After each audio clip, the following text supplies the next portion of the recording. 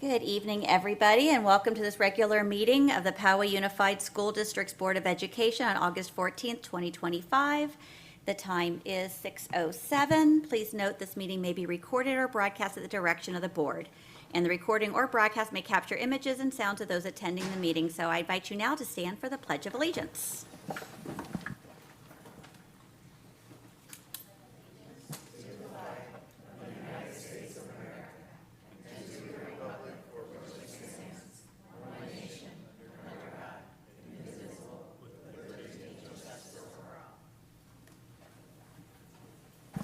Thank you. And now for the report out of closed session, Clerk Plotsky. In the matter of item 2.1, public employee appointments, employment pursuant to Government Code 54957, on a motion by Trustee Chang and O'Connor Radcliffe, the board voted 5-0 on all.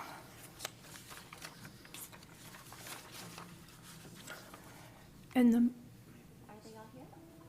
oh, do you want me to read them? Okay, I'm so sorry. Let's do that. If you can stand, we say your name. We'd love to point you out and applaud at the end, so thank Okay. you. Heather Schroeder was appointed as the Executive Director of Special Education.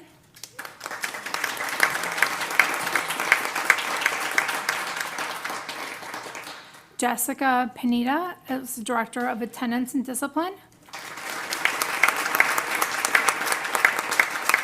And her title will be changing to the Director of Attendance and Student Engagement at a future date. Rebecca Perez was voted to be the Director of Payroll. Amy Molina was voted to be the Director of the Personnel Commission. Malvetta Owens as Director of Preschool and Before and After School Programs.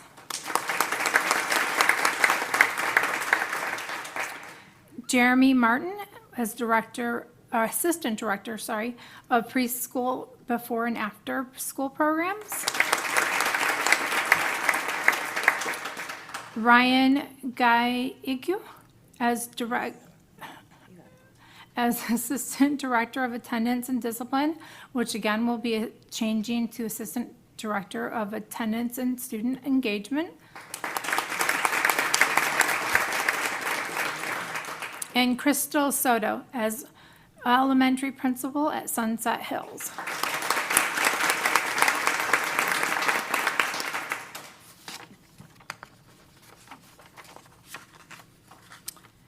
In the matter of item 2.2D, in conference with legal counseling pending existing litigation, case OAH 2024-120146, and a motion by O'Connor Radcliffe and seconded by Plotsky, the vote was 5-0 to pass. In the matter of item 2.E, in conference with legal counsel pending existing litigation, case number OAH 2025-040621, on a motion by O'Connor Radcliffe and seconded by Chang. It was voted 5-0 in favor of. There was no other reportable action taken during the board session, and the closed session adjourned at 5:57. Thank you. Thank you very much, Clerk Plotsky. For members in attendance, everyone is here. And now for a welcome to public, Ms. Phan. Welcome to the monthly meeting of the Board of Education. If you would like to address the board, please complete a speaker slip. If the item you would like to speak about is an agenda item, please submit a pink speaker slip and indicate the agenda item number. If you would like to address the board on a non-agendized item, please submit a white speaker slip. All speaker slips must be submitted to the clerk of the board before the agenda item comes up. If your topic is on an agenda item, you will be called to the speaker table when the agenda item is reached. Each speaker is allotted 3 minutes, and each agenda topic is limited to 20 minutes. If your topic is a non-agenda item, you will be called to the speaker table during agenda item 4.2, public comments. Each speaker is allotted 3 minutes with a total of 30 minutes unless waived by the board president. Speakers may only speak on one topic under item 4.2 and may not defer their speaking time to another individual. If there are concerns regarding specific individuals, it is preferred that the speaker refrain from naming them publicly to respect their privacy. The board will accept and review any written materials that would provide more specific information. The Brown Act does not permit board action or extended discussion of any item that is not on the agenda, but your concerns will be referred to staff. With that said, welcome and thank you for coming. Well done. First one, that's perfect. So now we're on to the approval of the agenda sequence. Do I have a motion? A motion by Mr. Dockery? Second. A second by Ms. O'Connor Radcliffe. All those in favor, including our board member? Aye. Motion carries 6-0. On to 4.1, but we don't have students here yet, but we look forward to welcoming the student board reports back to the September meeting. And we'll move on to 4.2.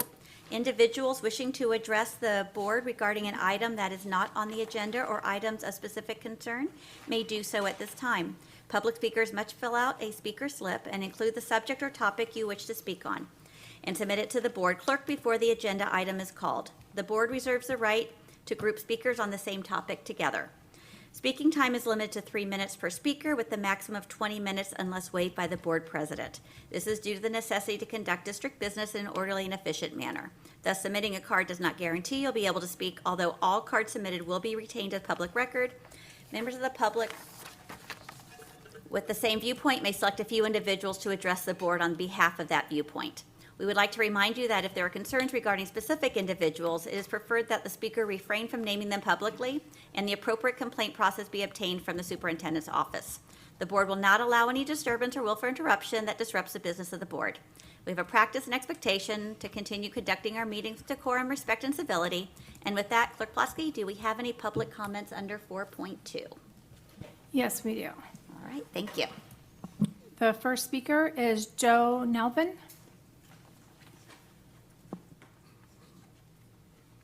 If you're interested, this is from City College.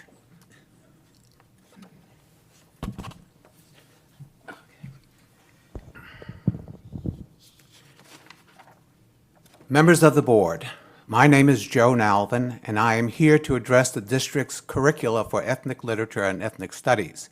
While I appreciate your intent to promote inclusivity, I am concerned that the current design of these courses appears to be based on a narrow, one-sided viewpoint. A truly comprehensive education should provide a more balanced and objective framework that explores a wider range of perspectives. I'm particularly concerned about the way these curricula handle the topic of gender. While gender identity is a valid subject of study, its inclusion in these courses seems to lack a foundational understanding of biological sex. If the curriculum is to be academic, it must include an objective framework that is grounded in biological reality. This is a critical point when we consider areas like athletics. We see clear, measurable differences between male and female athletes, and these differences are not a matter of opinion. For example, even with a wide range of individual differences, males generally have an advantage in speed, weight, and strength. Take Allison Felix, one of the most decorated track athletes in history. Despite her incredible success, her personal best in the 400-meter race was surpassed by hundreds of high school boys in the United States and by thousands of men and boys globally. This isn't an anomaly. It's a consistent pattern seen across various sports where numerous high school boys routinely outperform the best female athletes. These disparities are rooted in the physical and genetic advantages that males develop during puberty. The protection of female sports and biological reality does not diminish anyone's identity. It simply recognizes that biological sex and subjective identity are distinct concepts. This is an essential discussion. It is notably absent from the current ethnic studies and literature curricula. If gender is to be a topic of study, it should include a balanced, objective perspective that addresses these realities. In a similar vein, the ethnic studies curriculum should also provide a more balanced view of American history and society. It should acknowledge not only the past injustices, but also the significant progress made over the last 50 years, including the legal and economic improvements for minority groups. I urge you to revise the ethnic studies and ethnic literature curricula to be more objective, balanced, and inclusive of a wider range of viewpoints, which would better serve our students and the community. You can provide a forum of a community engagement to discuss and take part in the objective analysis and subsequent revision. Thank you.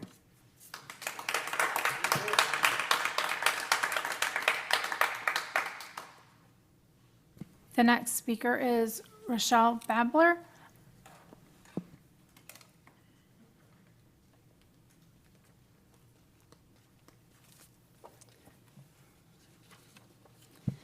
I'm here tonight as a parent to revisit an issue that was raised nearly 3 years ago. At that time, many parents pleaded for transparency but were completely ignored.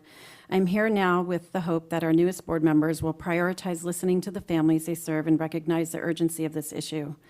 The inconsistent application of your policies and procedures creates significant legal risk, goes against fundamental moral standards, and erodes trust. For example, our student handbook is very clear. We have a strict dress code against, quote, porn and profanity, end quote, and require parental permission for PG+ movies. We enforce these policies to protect our children. Yet that very same content, profanity and sexually explicit material, is hidden in our required curriculum. Syllabi uses vague phrases like, quote, as part of PUSD, we see the value in assigning texts that provide students with a mirror, window, or sliding glass door, end quote. This is a smokescreen designed to deliberately keep parents in the dark about what's really being taught. Not being transparent, like other policies, is a fundamental breach of trust. As a parent who discovered inappropriate contact with curriculum after it was already taught, I know firsthand the feeling of having my parental rights violated, and I won't allow it to continue.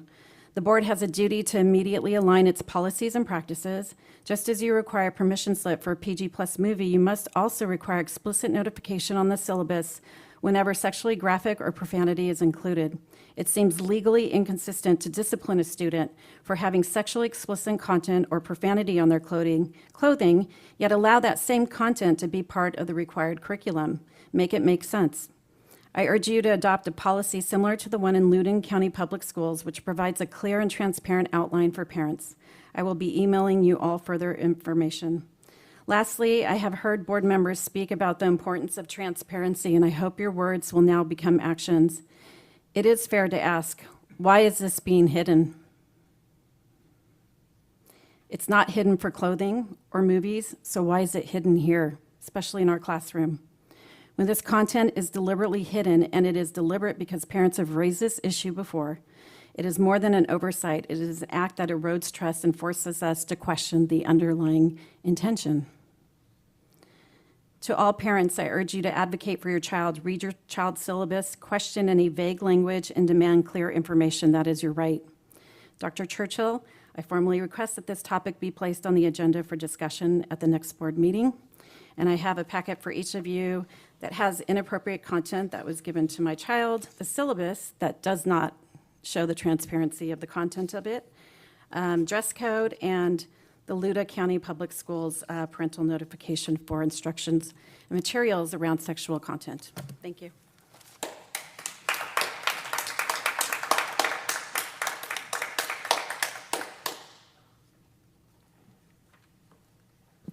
Our last speaker is Craig Pond.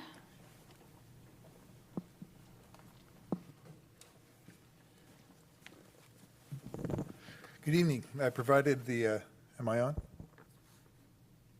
I provided the board members with text of Assembly Bill 495 and 2 articles from Red State, one titled Code Red and one Compassion or Chaos. California Assembly Bill 495 is titled the Family Preparedness Plan Act. I contacted some of you about this, and the responses were varied, but indicated that you really hadn't had this brought to your attention. The Family Preparedness Plan Act is to assist immigrant families whose parents might be abruptly detained, providing emergency guardianship for their children. The tenor of the article Code Red is an effort to have the California Senate and governor turn back that legislation that the Assembly has already approved. But the reason I'm talking about it is this. From the other article, Compassion or Chaos, critics of the bill describe AB 495 as a dream bill for child traffickers and kidnappers. Without background checks or judicial oversight, someone with ill intent can simply present a piece of ID and waltz away with the child, no questions asked. This possibility is compounded by the language of the bill, which does not limit its application to immigration-related scenarios, but instead extends to any child for any reason. The legal implications can include medical decisions, educational enrollments, treatments of any nature made by strangers, and removes parents from the equation entirely. So I'll direct you to page 10 as the caregiver's authorization affidavit, which is a self-authorization and doesn't require parental consent.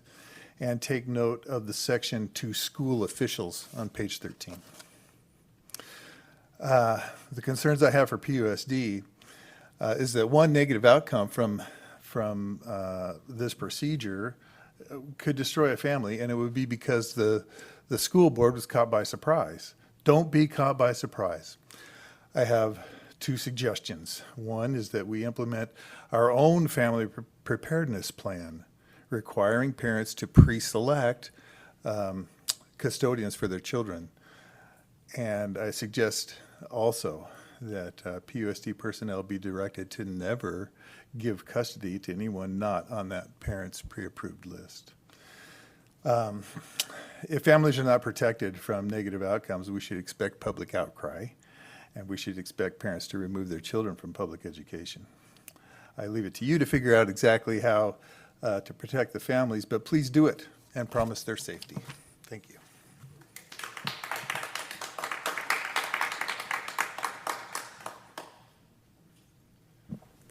That's all public comments.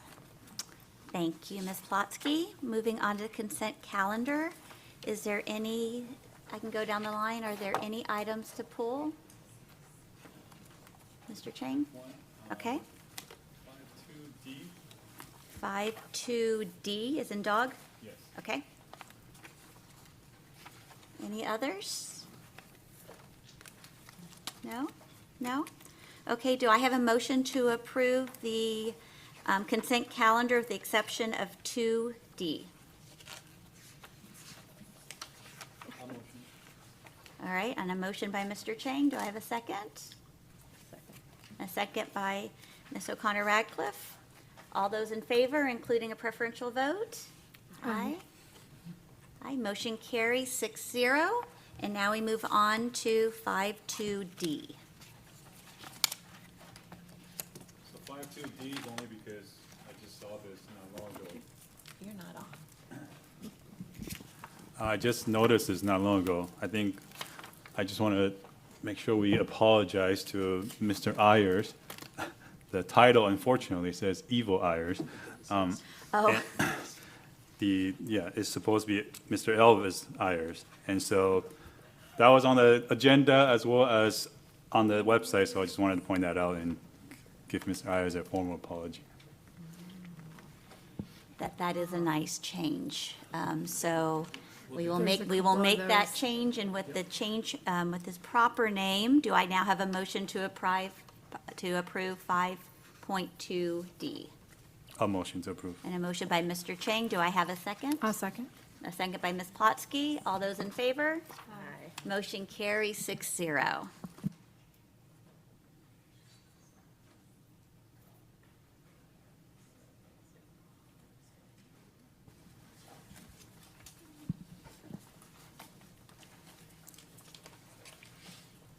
We are now at 6-1A, a budget update from Mr. Dill. Great. Thank you and good evening, members of the Board of Education. The last time that the board had discussion of the budget was when you adopted the annual budget, and notably, the state had not done the same thing. And so each year when this is presented to the board, there are a number of things that will occur over the summer after you've adopted the budget. And so just presenting a quick update of how I spent my summer vacation, which was following the back and forth with our state funding and also federal funding. So I'll just do a really high level recap of just some news that we've had as a result of the State Budget Act. So if we could go on to slide 3, I'll start with state revenue. Some good news that we received was an increase in what we call the Universal Transitional Kindergarten add-on to the local control funding formula, which is a per TK student ADA allowance that is added onto our local control funding formula. So that's been increased to $5,500, a little over that, which will bring in an estimated $3 million of additional revenue. Now, that's about as much as we lost when the COLA was adjusted at the last, right before June. So we're kind of like back where we thought we would be. What I would say about this additional revenue, this is meant to cover the additional cost in the change of the adult to student ratio that's required for transitional kindergarten. So those expenditures were already built into the budget that you've adopted. Now we have additional revenue to cover that cost. So on this particular piece of revenue, we will update this at first interim. We want to see what the final enrollment count was beginning yesterday and after we get through any drops in students that might not have appeared that were enrolled, and then we'll run the math and we'll update the budget by first interim for this particular item. On next slide, another good piece of news, and we've got more information since the agenda was posted. There was some back and forth on the governor's proposal on what's called the Student Support and Professional Development Discretionary Block Grant. As you've heard me say, forget the first name, the last name is discretionary.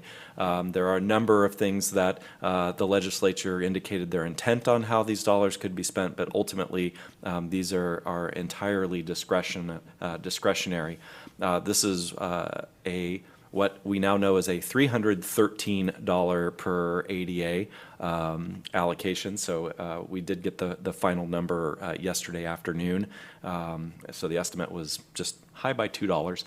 And that will bring in about $10.3 million, just under 10.3. And that is one time in nature, and we have until June 30th of 2029. So we've got 4 years to make a plan for these dollars. We don't have any other additional information in terms of any plan requirements. There will be a report at the end of this on how we did spend the dollars, but we'll add this into the first interim budget as well. We may even be able to put this in when we bring unaudited actuals next month, since we do have this number from CDE as opposed to some of the other funding sources I'll be talking about. So we'll talk about whether we put that in to the revenue budget next month. But this is really, I think, an opportunity for us to look at this revenue, look at the expiring revenue sources from other one-time grants, and how might we make a plan to use these dollars over the next 1, 2, 3, or no more than 4 years. So more on this as we start our discussions on budget development for the next school year. Another piece of revenue that came in was the Learning Recovery Emergency Block Grant. This is a restoration of funding that was cut mid-year 3 years ago. So you remember LREBG came in, the state cut it mid-year, And then they restored some of that funding, but not all of it by the end of the school year. And they made a promise to provide half of that money that was cut in 25-26, the remaining in 26-27. That's what these dollars are. So while that was a very large grant, what we're expected to receive now is about $800,000, which we can add to the existing block grant, which we have until the end of next year to spend. So that is by the end of the 26-27 school year. Okay, I'm sorry. Yeah, if you could go to slide 5. Yeah, I'm sorry. See, it was right on my laptop, but I'm not running the show. Sorry, I do that sometimes. I get ahead of myself. On slide 6, one piece that was not on our radar was a reduction in the formula for the Expanded Learning Opportunity Program, also called ELOP. The Budget Act and through the spring, there was discussion of lowering. There's 2 tiers of funding. There's a tier 1 and tier 2, and it's based off of the concentration of students in your unduplicated count. We are at tier 2 because we are low in our unduplicated count. They lowered the threshold for the higher level of funding, but had indicated all throughout the spring that they did not think that that would take away from those districts in the lower tier. In the final Budget Act, it does do that. So lowering that by almost $300 per student, and it's a complicated formula, but think about it in terms of TK through 6 unduplicated count. That's the primary number that drives it from 3 years ago. In the Budget Act, there was an intent to fund at the prior level. So while the actual Budget Act says they're lowering it to 1280, there's an intent to fund it this year at the 1575. We're going to go in and recognize the change that is actually in the Budget Act. We'll do that by first interim to lower that. We'll also be looking at what carryover do we have in ELOP from this year into next year. And we can have those conversations with LSS and ESS on, do we need to make a contingency plan on the loss of this revenue, or do we have sufficient money that's carrying over from last year to where this is an issue maybe for next year. So that's in the next few weeks. We'll have visibility on those numbers. If by the time we get to first interim, the state comes through and says, never mind, we'll honor that intent language, then we don't need to make the change. So we've got our eyes on this, and we'll keep the board updated. But ultimately, if there's not enough carryover and it remains at this lower level, we'll have to work on contingency plans on what will we do with that loss of revenue in this year. On state revenue, this is another one that we do have certainty on. This is the Proposition 28 dollars, and we do have an indication from CDE. Good news that there is an increase in, next slide, that there is an increase of almost $570,000 above and beyond what we went into at budget adoption. So we've already provided those dollars in a spreadsheet to the school sites, so they're aware of the increase in the Prop 28 budget for the school sites. So on slide 8, that's just all of these numbers rolled up in a nice chart, and also just indicating which of these dollar amounts are in an ongoing nature and which of those are in a one-time nature, and what our deadlines would be to make decisions around those dollars and spend those dollars. So all rolled up into one place. Moving on to federal revenue, and on slide 10, we really had a back and forth with federal revenue over the summer, starting with the federal government freezing Title II and Title III dollars that we received. They also froze some Title I dollars, but we don't receive those. So for us, it was really looking at those 2 categories of funding. It was not the type of Title I that we received. It was a special. Yeah, I see the look. We do receive Title I, but it was not the type that they froze. So it was over $1 million in general fund impact that would not have come to us. These were funds that were previously authorized by Congress but not released to the states. And over $300,000 in adult education revenue as well. So we were looking at the impact of that on this year's budget. By the end of July, the funds had been released. So We didn't make any adjustments to the budget. It's still there. And as far as I've heard in the last few weeks, CDE does have the money. So now they're just working on apportionment letters so that we can ensure that we will receive those dollars. What I would caution is these funds were approved by Congress but not released by the administration. We would expect that these would be at risk in the next federal budget. So that would be the one that's upcoming in October, for which we get our funding next school year. So this is something that we'll definitely have to watch. And if we go to slide 11, I broke that down just so you could see the different programs that would have been affected if the freeze had endured. These are on the general fund side, dollars that are used in great part to support the AVID program, both in hourly salaries for tutors and also additional hourly salaries for teachers, a lot of professional development, payment of the AVID program. A lot of that is supported by these Title II and Title III dollars. We do have some full-time equivalent teachers that are also and district level staff that are supported by that. And then on the right-hand side, it's citizenship and English learning programs for which adult ed receives those federal dollars as well. So those could potentially be at risk for adult ed. So just to put this out here that we're watching this, and we'll be watching the news at the federal level to see whether there is a proposal to eliminate this funding source, and if it does make its way through a federal budget act, we'll have to react accordingly as we're building our budget for next year. And so with that, on to the next slide. We will update the revenue budgets as soon as we have a little more certainty on the preliminary enrollment and any official award letters that we need on the categorical funds. We'll adjust the expenditure budgets once we know the revenue and other carryover budgets, which we'll talk about next month in September, and then also in December at first interim. And if there's any questions, I'm happy to answer those. I want to thank you and your staff for trying to figure all the contingencies where money is taken and given away and given back, and that back and forth is really hard for us to plan long-term, be responsible. Are there some questions? Okay, Tim? Just a Sorry. quick question and a couple comments. The question is simple, and I think it's obvious, but nothing happened here that required a 45-day revision, right? Clearly, and nothing outside of the norm, and that happens kind of through the summer, and right? So you could see this as kind of a quasi 45-day update. The 45-day revision is required to be reported to the public and the board if we make the changes in the budget. We've not made those changes because there are still some things that are in flux, and such as our TK enrollment, the final award letters on a couple of these sources. So once we know what those are, we'll make those changes.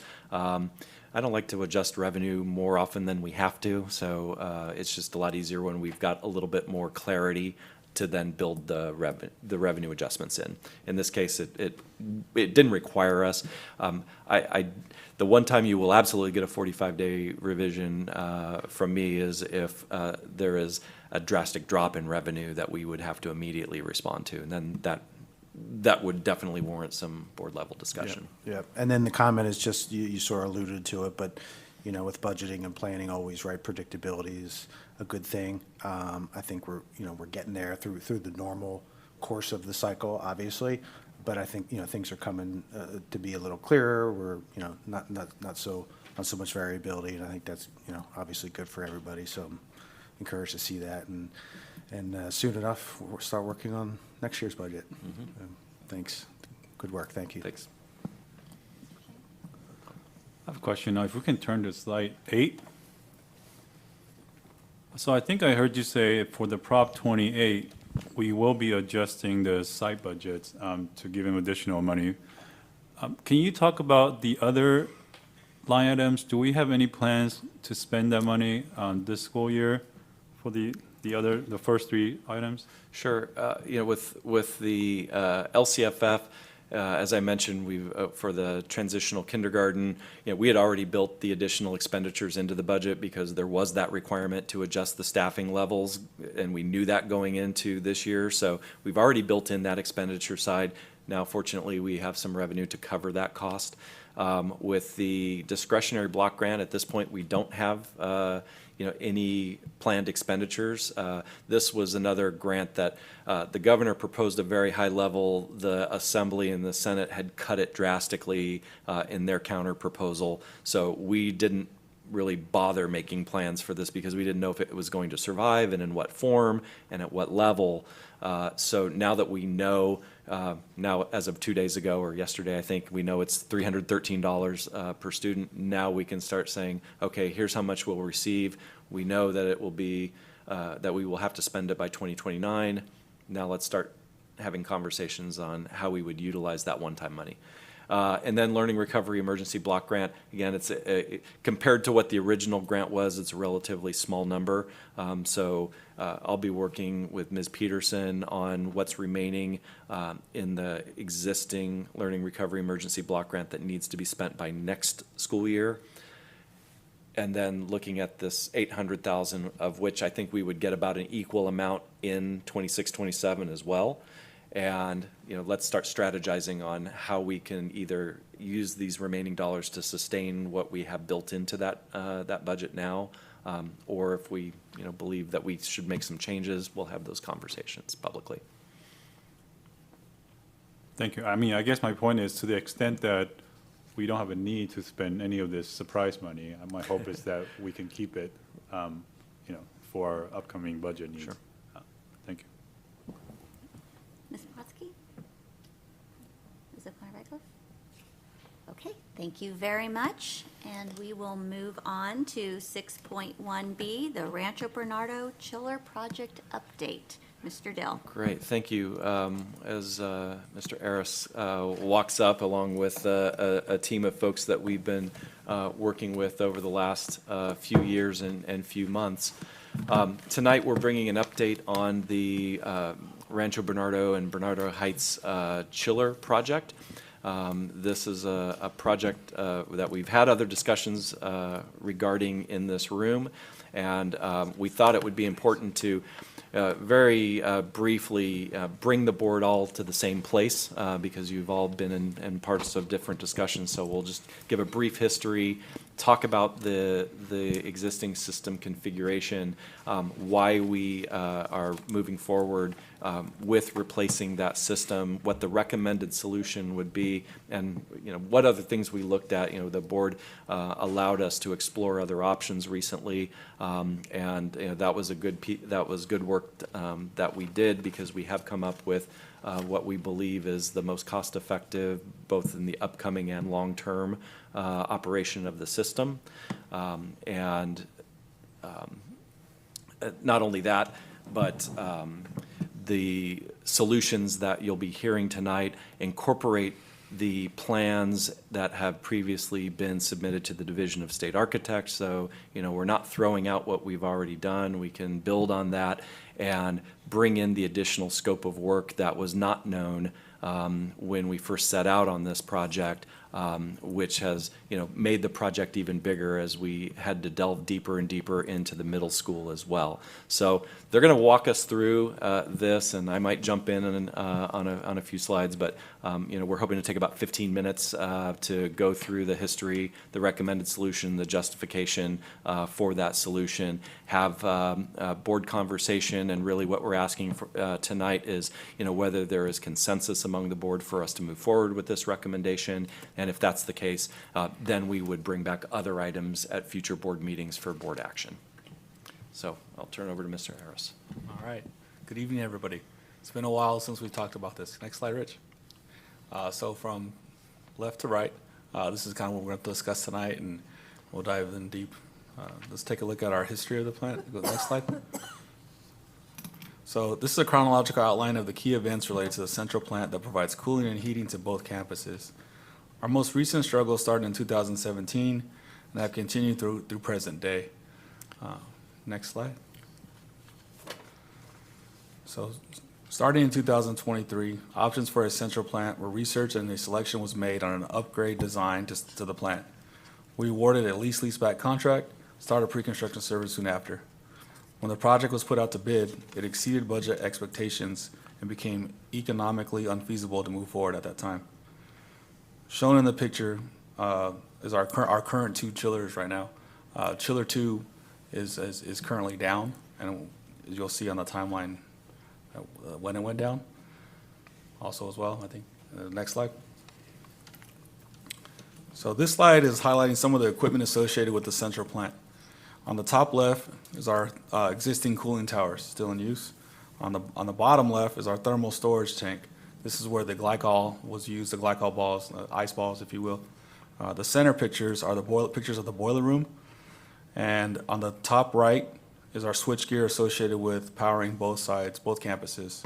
And then our bottom right is our existing piping that currently is in the chiller plant, the cup. Next slide. So this is a screenshot of our online HVAC control system. What I want to point out is the basic operations. You can see the 2 chillers on the top left and the silo-looking ice maker on the unit on the bottom left. Overnight, the ice was made from the silo to the loop, and the chillers pushed out the cold air to the classrooms and buildings. This system is unique in size and volume, and the fact that it served two schools currently is very one of a kind. So no other campus inside of our school district has this set up. Next slide. So we are currently doing all we can to keep this system running. We have seen a number of hot and cold leaks on the RB side, and as of late, increasing activity on the Bernardo Heights Middle School side. This is a picture of the rental chiller that assists cooling during the hot months. Next slide. Our current system configuration consists of a central plant that includes 2 350-ton chillers and 6 boilers, which supply cooling and heating to both school sites. This is distributed through underground cold and hot water piping. At the high school, this is converted to building cooling and heating through above ceiling air handling units and fan coil units. At most of the middle school, the air handling units and fan coil units are roof mounted on the buildings. You can hear from Mike as well. Thank you, Ruben. Just to expand a little bit of what Ruben mentioned, we do have a common chiller plant, boiler plant that is 30-some years old, is totally non-functional. The red lines in here show the underground chilled and hot water piping below ground going to the high school as well as the middle school. The very fun, and then in each building there are air handling units, whether on the roof or within the building, that provides heating or cooling. The very fundamental difference between middle school versus high school is that at the high school, all these air handling units are within the building, whether it's in a mechanical room or above the ceiling. Versus at the middle school, in all the classrooms, 80% of the buildings, the air handling units are on the roof, which that was a major key factor in what we're going to recommend to you, for long-term best solutions for these 2 campuses. And Michael, if you could introduce yourself and I'm just sorry. so that, yeah, just All right. let the board know who you are and why you're talking about this. Absolutely. My name is Michael Akavan. I'm a mechanical engineer principal with MA Engineers. We're the largest mechanical electrical consulting firm in San Diego. We do tons of K through 12. And so Moshe Drew, Dan DeBro, Moshe Drew, architect. Architect, principal with Moshe Drew, leading the project with MA Engineers. Yeah. Next slide, please. We looked at various solutions, alternatives to upgrade the system for the best long-term, result. And when I say the best long-term result is we look at the overall life cycle cost, meaning that we look at the initial cost, we look at the maintenance cost, being able to maintain that system, as well as the utility energy cost. The system has to be energy efficient. After analyzing various options, our recommendation for middle school is to convert all the classrooms that have a flat roof with air handling unit on the roof to convert them to rooftop package system. What is a rooftop package system? Basically, a classroom has a 4-ton rooftop package sitting on the roof. The equipment only serves that classroom. It's not connected to any campus chilled or hot water system. It's totally self-contained. In fact, if we were to design these two campuses today, we would do that for all the buildings. So convert all the classroom buildings at the middle school to rooftop package, totally self-contained. When that package goes bad in 15, 20 years, you just take it out, put a new one there. Easy maintenance, easy operation, energy efficient. Very good life cycle cost. We also recommend upgrading the chiller plant to state-of-the-art energy-efficient chiller boiler plant with N+1, meaning that if a chiller goes down, the remaining of the system can feed the campus. With respect to high school, that's the tricky one. We do not have any equipment on the roof, and to replace the units that are within the building, we cannot convert them to rooftop package because a rooftop package needs to be air-cooled. These equipment at the high school, they're all inside the buildings. It will be a major architectural renovation to do that kind of upgrade. It almost doesn't justify, to all honesty. Better off to do a brand new high school. So for the high school, our recommendation is to basically stay with what is already done, which is already DSA approved. Basically, take the underground piping to above ground and just eliminate future leak because, it's above ground now. That would be our recommendation. And next slide, please.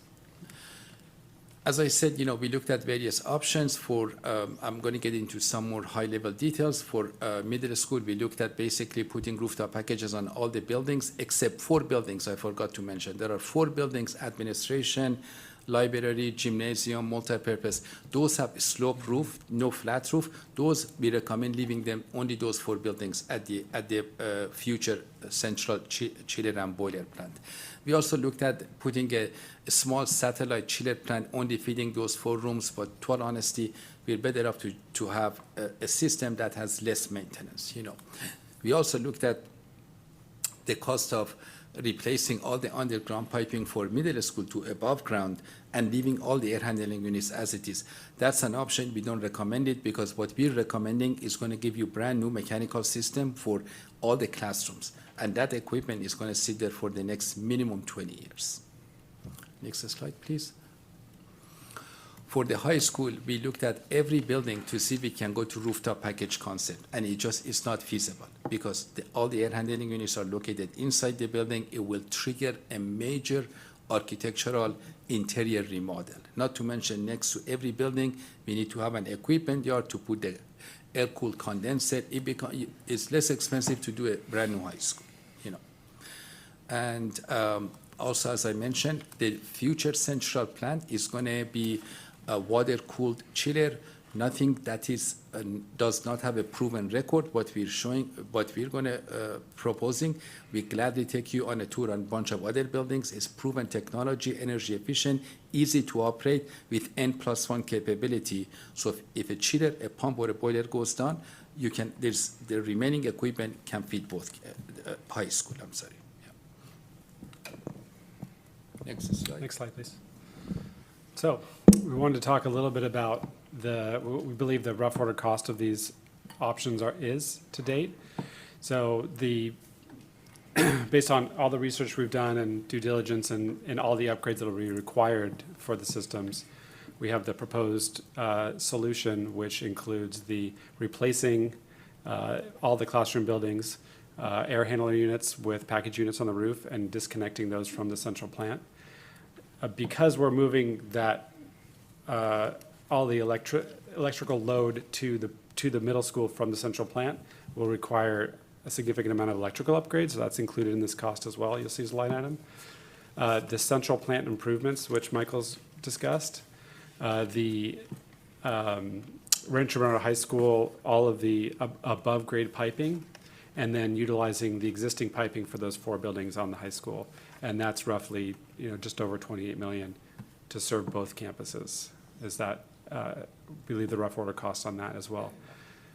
Some of the other options that we looked at were similarly replacing all the air handling units on the middle school, the electrical upgrades, the central plant improvements on the high school, and then that satellite smaller central plant just on the middle school. It would separate the 2 campuses, but the value isn't really there, we don't believe, to do another central plant for just those 4 buildings. That also included the piping for the the high school, and that utilizes the DSA approved plans. Really, all of these options are utilizing the DSA approved plans for all the piping. The last option that Michael's discussed and we reviewed as well was doing the central plant improvements with the efficient central plant, the high school above-grade piping for the approved plans, and then doing above-grade piping for the middle school that would have to be designed similarly to the high school as well. We didn't feel that, although that has a first cost that's less expensive, we don't feel that that's the best long-term use of the district's dollars. You're going to be stuck with the existing air handler units. They're all going to be running off of the central plant as they currently are now, and you're not going to get the benefit of the package units, essentially replacing all of those classrooms with a brand-new system that's independent. Okay, so moving on to slide 13. Sorry, I'm sorry. can we go back to that slide question? So I'm kind of intrigued by the alternative consideration one, where you have the satellite chiller. And I guess I would have been curious about, because I know you guys talked about this, but I don't see it in this packet. I would have been curious to see a 20-year projection of the total cost of operating these units over 20 years. I think that's what we're projecting the life of these units to be. Here we'll only see the cost estimate for the upfront. And the reason I'm intrigued about alternative one is, my understanding of the chiller plant is that if you have a satellite and you disconnect it from the main, then there should be some operating savings when you don't need, the central plant to chill both schools and whatnot. So I'm kind of intrigued by the option, and I would like to see a 20-year analysis to see over the long term, is alternative one going to be cheaper for us than the recommended? Have you guys done that? And if so, can we follow that up with just share that with us? Sorry. Absolutely. We can provide more information, but let me also just mention that, the load of those 4 buildings at the middle school is so low. It's such a small number. It's like, I'm going to give you some numbers, like 100 ton, maybe even less, 80 tons, the cooling load. The cooling load for the high school is like 600-700 tons. So to just add another 80 ton to that chiller plant is like a no-brainer versus having 2 separate plants. The other thing is, we're going to do a load profile analysis, meaning that we're going to have like 3 chillers, and these chillers, I'm just giving you some technical numbers. So let's say each of them is like a 300 ton, and each chiller can throttle down to 10% of maximum capacity. So a 300 ton chiller can operate down to 30 tons of capacity. I think there's going to be so much redundancy and flexibility in that future chiller plant that will feed the high school and only those 4 small buildings on the middle school. That's the scenario that we're talking about. And to just have a separate, 100-ton air-cooled, 80-ton air-cooled chiller serving those 4 buildings is just another source of maintenance. It's such a small load, to all honesty, it's less than 10% of the size of the load for the high school. It makes a lot of sense not to have that and just feed it from that central location. So is it correct that the current chillers don't allow us to operate at a lower level, whereas these new improved chillers can allow you to operate at 10%? Is that? Absolutely. The existing chillers are 30-some years old. The technology of going down to 10% modulation 30-some years ago did not exist. Mm-hmm. Yeah. So your potential savings of, not having to turn on the central chiller to chill just one room is reduced because you can operate at a lower level, is what you're saying? Absolutely. The whole goal in here is to have a plant that is reliable, that is energy efficient, that can follow the load. A good mechanical system is a system that operates with best efficiency at 100% load, 80% load, 60% load, all the way down to 10-15%. And that's the goal to have. And if we can do that with one central plant instead of 2, more power to us. Every time we put a piece of equipment somewhere, someone has to maintain it. Right, of course. Yeah. Yeah, thank you for that. So, I would definitely appreciate a follow-up analysis of the 20-year total cost. I think that would make me more comfortable that we've done our due diligence to make sure that over the life of this equipment, financially, we're making the right choice. Absolutely. So if we can follow up with that, that Sure. would appreciate it. Absolutely. What I thought I would do is let's go ahead and finish the presentation, and then we can all ask some more questions as we deep dive into this, just because I want to get the financial aspect of it as part of our conversation too. Sure. And so before we move on, just looking at the project summary, and on the left-hand side of the slide with the recommended solution, you'll see the total construction cost is a little under 22 million. And the last bid that we did that was only for the high school side of the campus, correct me if I'm wrong on that, Ruben, was a little over 20 million. And it was did not also include the soft costs as well. And so what we're showing you here is the construction cost plus the additional soft costs that we would anticipate. So we're talking about total project cost here, where I'm not sure if we had that information in prior discussions when we were talking about the total need for financing on this project. So we wanted to make sure that we were all encompassing on it, where we kind of were taking it in pieces in the past. So this is what we estimate at this point to take this project home.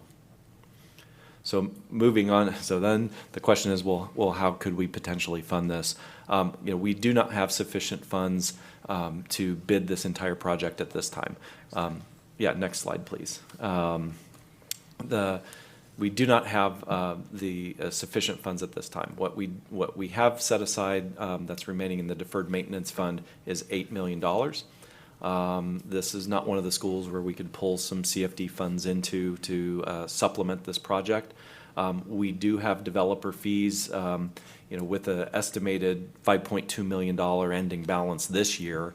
But we use that we use developer fees across the district for a number of projects. So my recommendation would not be to deplete the developer fee fund to contribute, to this project. I mean, maybe we'll look at a little bit, but not.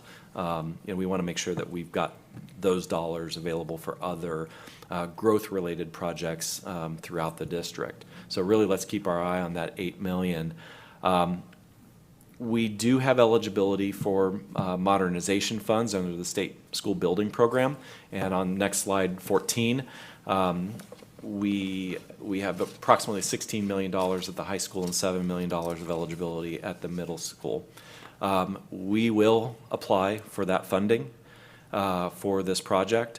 The challenge is that you get in line with this funding, and you wait until you get to the top of the list, and that is whenever the state does have bond money to dole out under the state school building program. So it can take years to go through this process. So while we could eventually receive some reimbursement on this project, we need to go into the project with the dollars in hand. And so we will apply at some point down the road. We will hope to receive these dollars, but that's going to be subject to how many districts are in front of us, what the value of those projects are, and how many dollars the state building fund has to dole out over the next few years. So, really let's look at, the remaining balance would be on the next slide, approximately $20 million. The last time, I think both my predecessor and Mr. Magnuson, the interim, did talk about issuing certificates of participation, which are essentially bonds as well. But in this case, they would be backed by the general fund. So rather than our other certificates of participation or bonds, which are backed up by capital funds or special tax sources or property tax sources, this would then become a debt obligation on the general fund. Last time you looked at this, when we were looking at a lower dollar amount, which was not all inclusive of both campuses and the soft costs, it was about half this much that we would need to borrow. And I did run numbers by Mr. Bauer, who's in the back, and we're still estimating about double that amount. So I'm giving it a range of, instead of $800,000 a year in debt service, somewhere between 1.6 and 2 million, depending on which time we would ask for these dollars, through issuance of the COPS, and what the market conditions are at that time. So, if we, and there are many risks in doing that, with obligating the general fund, because we can't default on those dollars. So as the debt service becomes due, we must make those payments before we do anything else. It also can result in a credit weakness in the eyes of the rating agencies if we have these general fund dollars obligated. I've never issued COPS backed by the general fund before, so this would be a first for me in going down here. So I'm generally reluctant, extremely reluctant to do that. However, this project needs to happen. And so I know you've received this message in the past. I think what we have now is a recommended solution. We've got a rough order of magnitude on the cost of the project. And so between the dollars that we have now and the dollars that we need, I've spoken with the team here, and we can take the $8 million that we do have set aside in the deferred maintenance fund and begin to work on multiple increments of a bid package. So instead, we don't issue bid awards unless we have the dollars. But we can bid the projects in multiple increments and say increment 1 will be to do the work at Rancho Bernardo High School, do the above ground piping. If we're able to do some of the central plant improvements within that $8 million, we can get started on that work while we work on the financing piece for the remaining balance of this project, so that we can get going on it. And that, I don't want to say buys us some time, but allows us some time to work on this funding piece, wrap that into our otherwise overall budget discussions on what this would do going forward as we look at balancing the budget with what we project our revenue to be over the next few years. And if we do go down this route, we would ensure that we have the most flexible call dates and ability to pay off this loan early. So if we had some other funding source come in from anywhere and we decided to pledge it towards paying off the COPS early, or if we were to have another bond measure and we wrote into that one of the priorities would be to pay off this capital project in order to relieve the general fund of that cost, we could do that. Or if a new CFD was formed in that area and we could do that, just any number of things that we would make sure that we had an early call feature on that, so that we could relieve that burden on the general fund as quickly as possible. So really, that's the end of the presentation. Slide 16 just has our summary of our challenges and next steps, but we've preloaded you with that. So we're at the final slide, which is a thank you, and now we're ready to take the questions. Thank you for being creative on the funding, and thank you all for going in depth and trying to find the best solution that we're 3 years now in kind of Band-Aid motion right now. So, and I appreciate for those who are newer to get kind of the history, so we're all on the same page moving forward. So I'll start at the end with questions, because I'm sure there's a few. Did you have any questions? Thank you for the presentation. I was just curious, how long would these renovations take if you were to install the individual units? And then for these, would we need to relocate students during these renovations? And how have you seen this pan out in other schools if this has been done to other schools before? You want me to start it? Yeah, you can start it. Sure. Question. So I think the intent would be the work that needs to get done, overhead, replacing the units, that work would all have to be focused during the summer months, right? So there's time that would take to get the electrical switchgear is a big problem in the market right now. So we'd have to start the project, order the switchgear. That could take up to a year, probably, potentially, to get that, right? So you can start in other areas. We could start, say, in the central plant. You'd want to do that in the cooler months when you don't need the cooling. And then do the work overhead in the middle school to replace those units in the summer. And then you know, the majority of the high school work could be done while students were there, but there'd be some areas that would have to be organized to be done during breaks as Yeah, well, too. and So, our students, our school calendar comes first, right? So we work, this is the norm for us. We work around our students and how can we be safe, you know, keep the campus safe as well. So definitely temporary fencing would be in play. Path of travel while construction is going on, even during the summer months, would be in play as well. Just phasing, a phased approach, like Eric brought up as well. Yeah, and you know, the good thing about this project is we can keep the existing equipment running, and then we cut over when we're ready to cut over. So we you know, would do the replacement work, and then when we were at a period where school's not in session, that's when we would cut over to the new system, so that we wouldn't have, you know, one or a portion of a campus that would be without the equipment, without heating and air conditioning. I think it's going to take at least a full year plus summer, right? If you started to prep before summer, and you had both summers and the year in between, is probably a reasonable minimum. I think the key to success of this project, to have no impact on school schedule, is to make sure the contractor does a lot of work up front, order all the equipment, everything should be ready, so when the school is out, they just go out there and do the work. We need a very qualified contractor.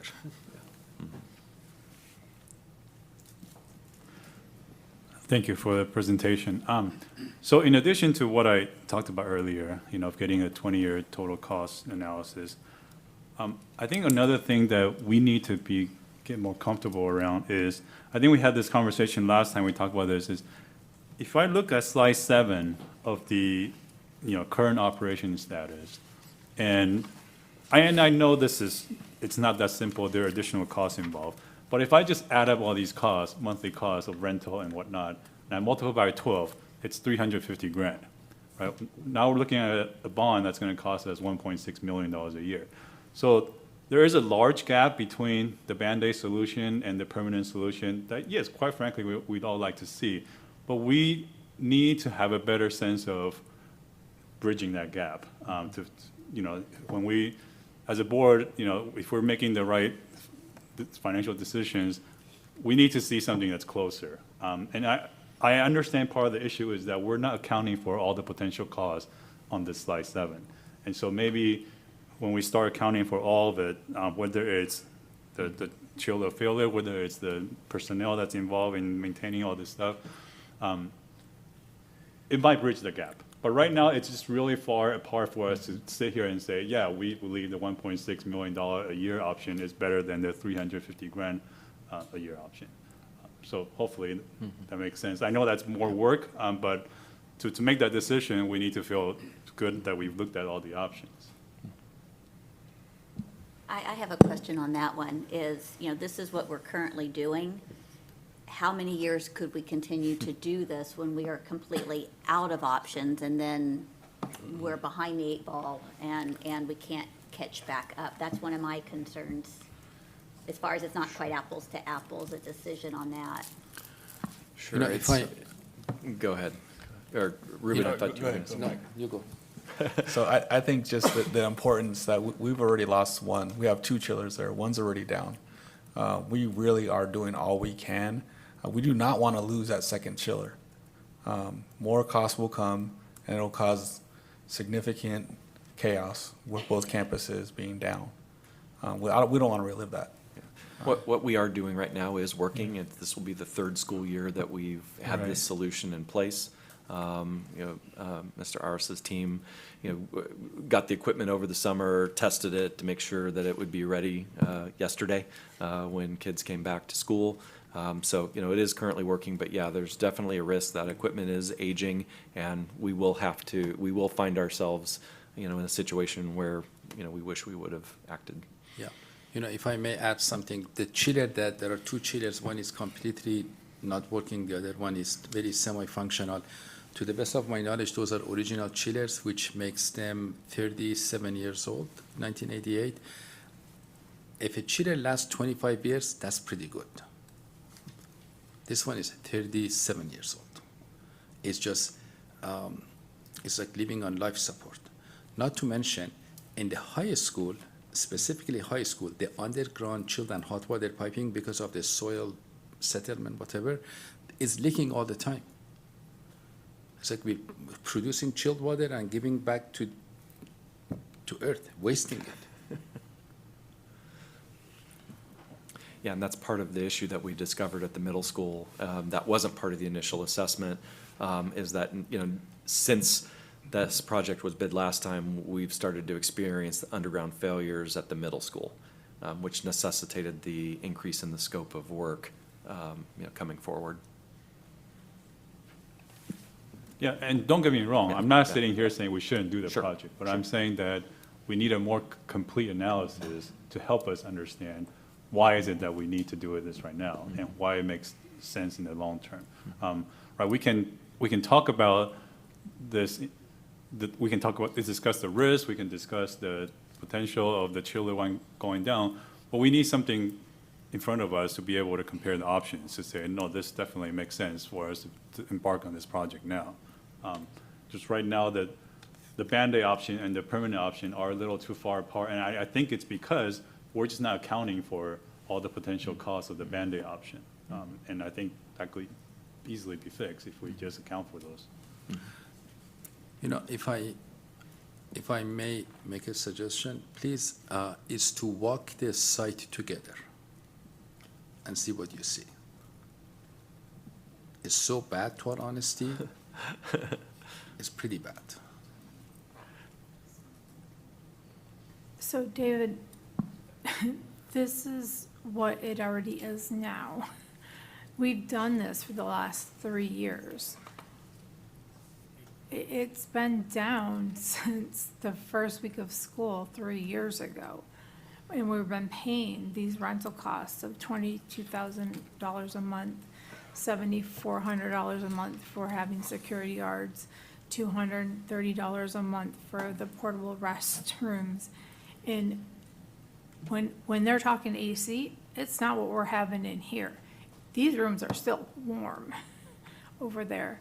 I'm not sure how much time you spend at those two schools, but it's hot. You're definitely not like, it's 90 degrees and you're going like, oh, I'm gonna get in the office and it's gonna be so cool. It's still probably pretty warm. Like, it's still in the 80s in the office. We bought fans for them and they have those going on. It's warm in there all year round. And that's with the AC on. Am I not correct, Ruben? You are correct. So we're paying these extra operational costs, whether we make a decision or not. It's been 3 years.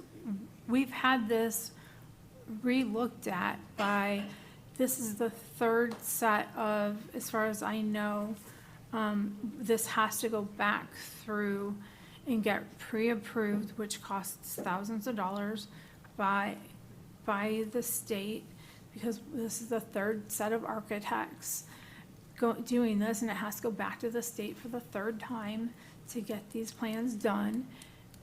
And those are all expenditures, and those are the soft costs, if I'm correct, Eric. So we've had these all looked at. This isn't a Band-Aid fix. We've had 3 years to make these decisions, and they keep coming up with different decisions because these things won't work every time the costs go up. So we really need to make a decision because I'm tired of paying $355,000 a year.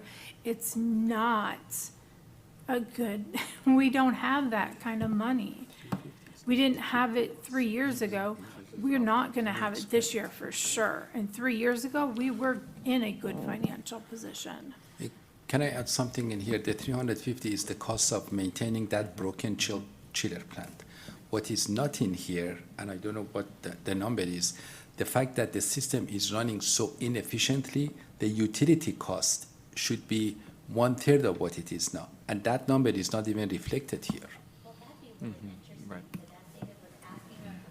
Because as David was asking for an assessment of what this is costing us month to month now versus this new thing, if we can see that the efficiency that we are paying an extra I don't know, $10,000 a month in electricity, and Ruben has to sleep overnight in there every night to make sure it's working. You know, those are real costs, that then make the decision, that help understand just how imperative it is and what a good financial situation it is. You know, I think there's just frustration where 3 years ago, we weren't given the cost. We thought $10 million was astronomical, and now we hear it's 26 million, and we're going, holy cow. And that's really frustrating to have, you know, bad information. I'm not an engineer, you know, so we think that was right. What also I wonder about is we're looking at trying to get in line for these modernization dollars. Can we start looking at all of our schools and getting on the list for every single school so that, okay, this one might come up in 2 years, but maybe Twin Peaks comes up at year 3, and then maybe Valley Elementary School comes up in year 4, not wait until we're already behind the 8 ball. Yeah, we have to have projects that we can define when we apply for the funding. So we can't just say, hey, we've got eligibility, give it to us and we'll figure. So we have to, but to your point, as we look at future projects, we can also line up what eligibility do we have. And, you know, once again, we would be fronting the dollars with the eventual promise of reimbursement.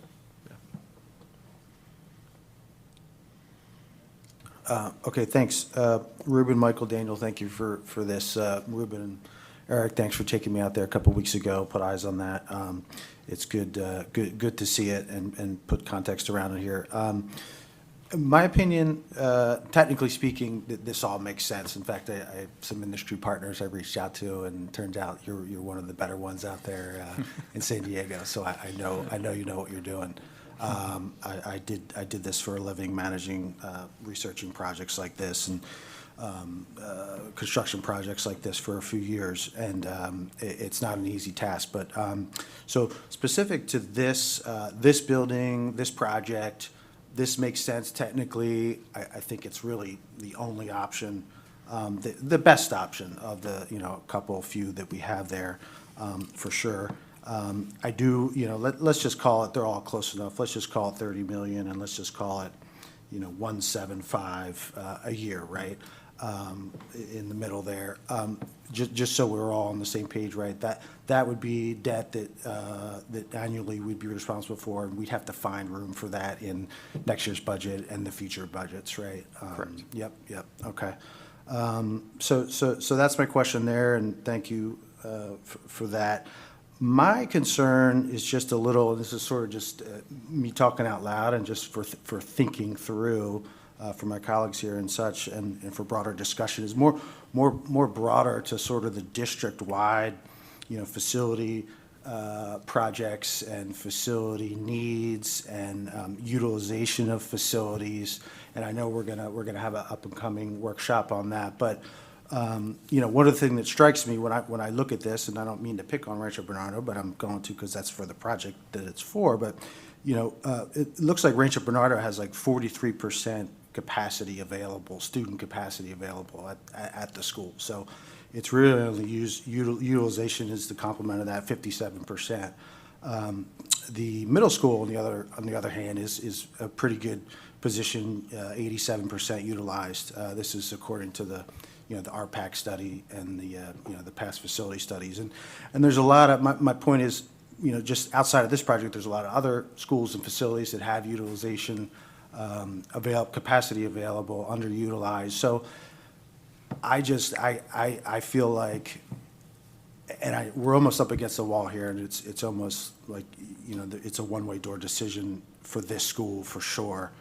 But broader aspect, looking at the whole district and where we're going to spend money, once we buy this monument, right, for this school, we have it for kind of forever, at least 20, 30 years, hopefully close to 30, like we're using the one now. But that's just my concern. It's hard to make that leap, knowing that we still have to talk about complete strategy across the whole district and the facilities and how we're going to raise money for the future, and spending and again, I think we're up against it. We have to do this project here now because that's what we're up against. But that's where my head is, just sort of thinking through the broader underutilization in some places, and, you know, what are some other potential options around strategy for the district?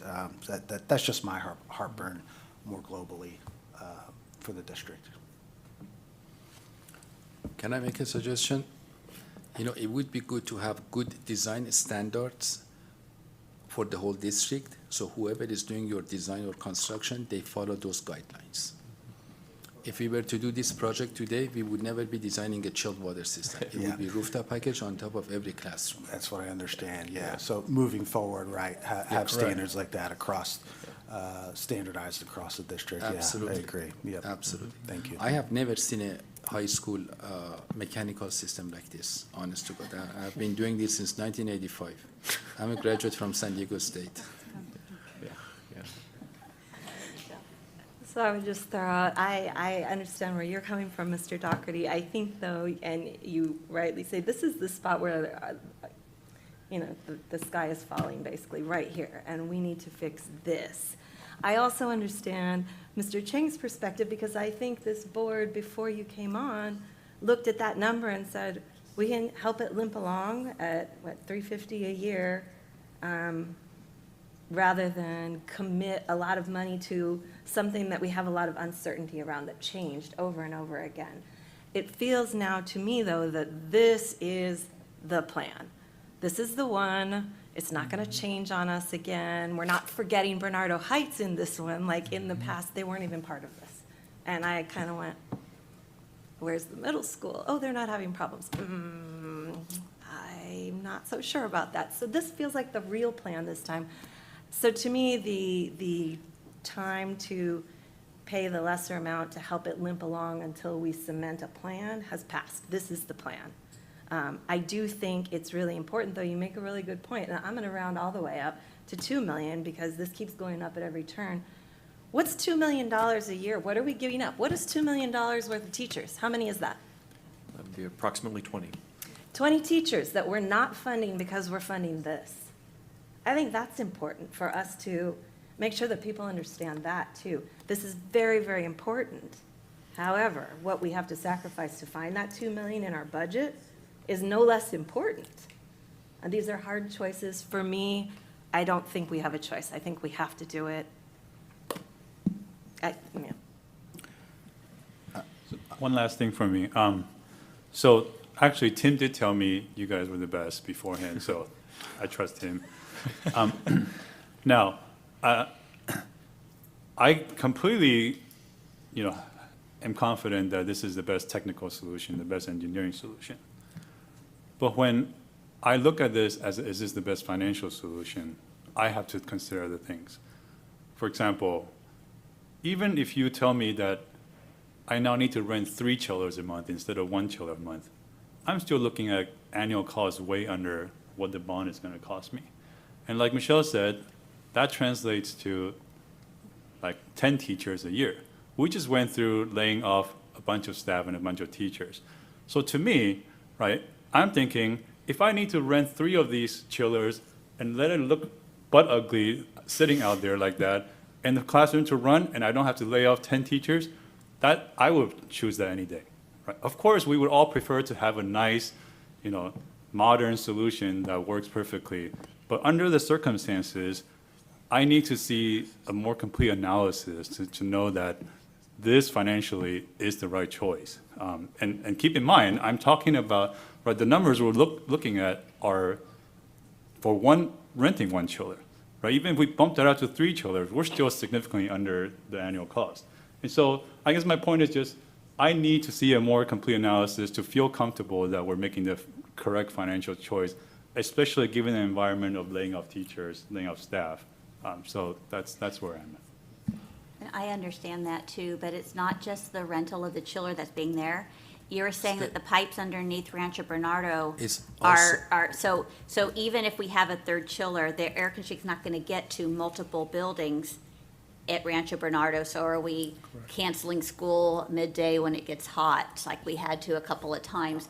So it's not just the chillers, now we're looking at how is the air even getting into those buildings? So that's, I would say, so there's a lot of big cost then, because then you're digging up concrete and, Yeah, quite honestly, in my very humble opinion, I think we passed the point of doing the financial analysis. When we have classrooms that are not functioning because they're too hot or too humid, because this rental is not a fix. We have underground piping specifically at high school where we produce 45-degree chilled water with this temporary equipment, but it doesn't get to the classroom. It's leaking on the way We have to the classroom. Bondstram piping also.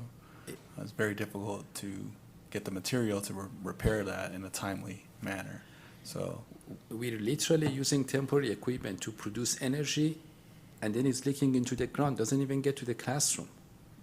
How do we even put value on a classroom if it's 70 degrees versus 85 degrees?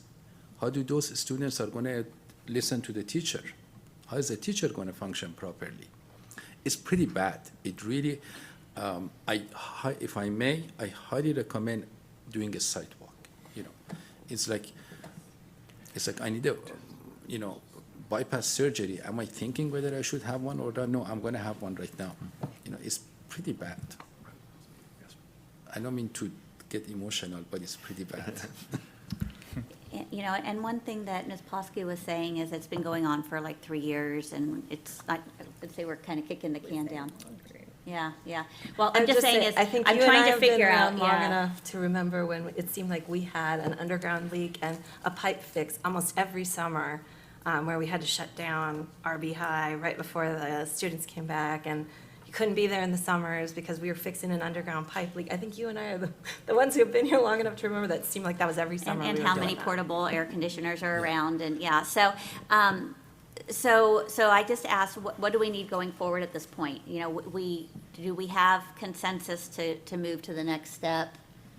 What do you need from us? Yeah, so, I think I've heard all of the comments, and our next step would be, if we bring forward, at future meeting, contracts to have our architects and engineer prepare the construction drawings for submittal to the Division of State Architect, modifying that contract, with this plan in place, we would bring that back to you. And then also to engage our financial advisor to look at financing options, for this project for the remainder of the balance. What I'm looking for is, would the board at a future meeting be voting in favor of that? So do we have the permission to move forward and bring that back to you? Obviously, you can't vote, I'm not asking you to vote tonight on something you haven't seen, but do we have the consensus to move forward with that plan to bring these documents and this plan of action back to the board, so that we can, start moving on it? What kind of cost is that? Like what you just explained, it's kind of like a two-step process, right? It's Yeah. like incur some costs, more engineering, more bids, et cetera, and then the next step is approving a $30 million expense. So how much cost will we incur before we get to that point? The second- Yeah, it would be the design fees, and I can't give you that number off the top of my head, but Few it would be- $100,000 or It would be something hundreds like of that. thousands of dollars for the design element of that. And if we are able to move forward, and I would have to work with, both the architect and engineer and to start, considering bid packages, and see if we can build a bid package with an increment that we could start working sooner rather than later, or maybe ordering the equipment right away with the $8 million that we do have on hand. So it would also be bringing forward, that piece of the plan to the board so that we can start we do have funds on hand where we could be doing this work. And so, yeah, hundreds of thousands to do the design work. And then, perhaps being able to do some of the either equipment or actual construction work with the funds that we have on hand while we're doing the remainder. Yes, this is really ugly money, but as we're talking about it, I don't see how we can put off waiting another month to start these things moving forward. So I would like to see that we can give them direction to go ahead and start getting those numbers together and that we would support, and obviously question the contracts and making sure that we agree with things that are going forward, but I truly hesitate waiting another month. And we can work on the life cycle costs and, as part of the financial analysis, say, if we're obligating the general fund for debt service to this amount, what are the offsetting savings that we anticipate? Well, one, the ones that we have right now on the temporary solution, that can definitely come off the top. But if we can start to quantify, utility savings as a way to help offset that cost as well, we can make that part of the conversation going forward. Yeah, I'm comfortable moving forward with the steps that you talked about, with the understanding that you guys will come back and supplement the information that we talked about today. Sure. So I'm okay with that. I am as well. Okay. Great. Okay. All right. Another project. Thank you. Don't Thank you. add $10 million to it. Every time we come back, Thank you, guys. Thanks Thank again, you. guys. Thank you. We're going to take a 5-minute break, so we'll see you guys back at 1:45.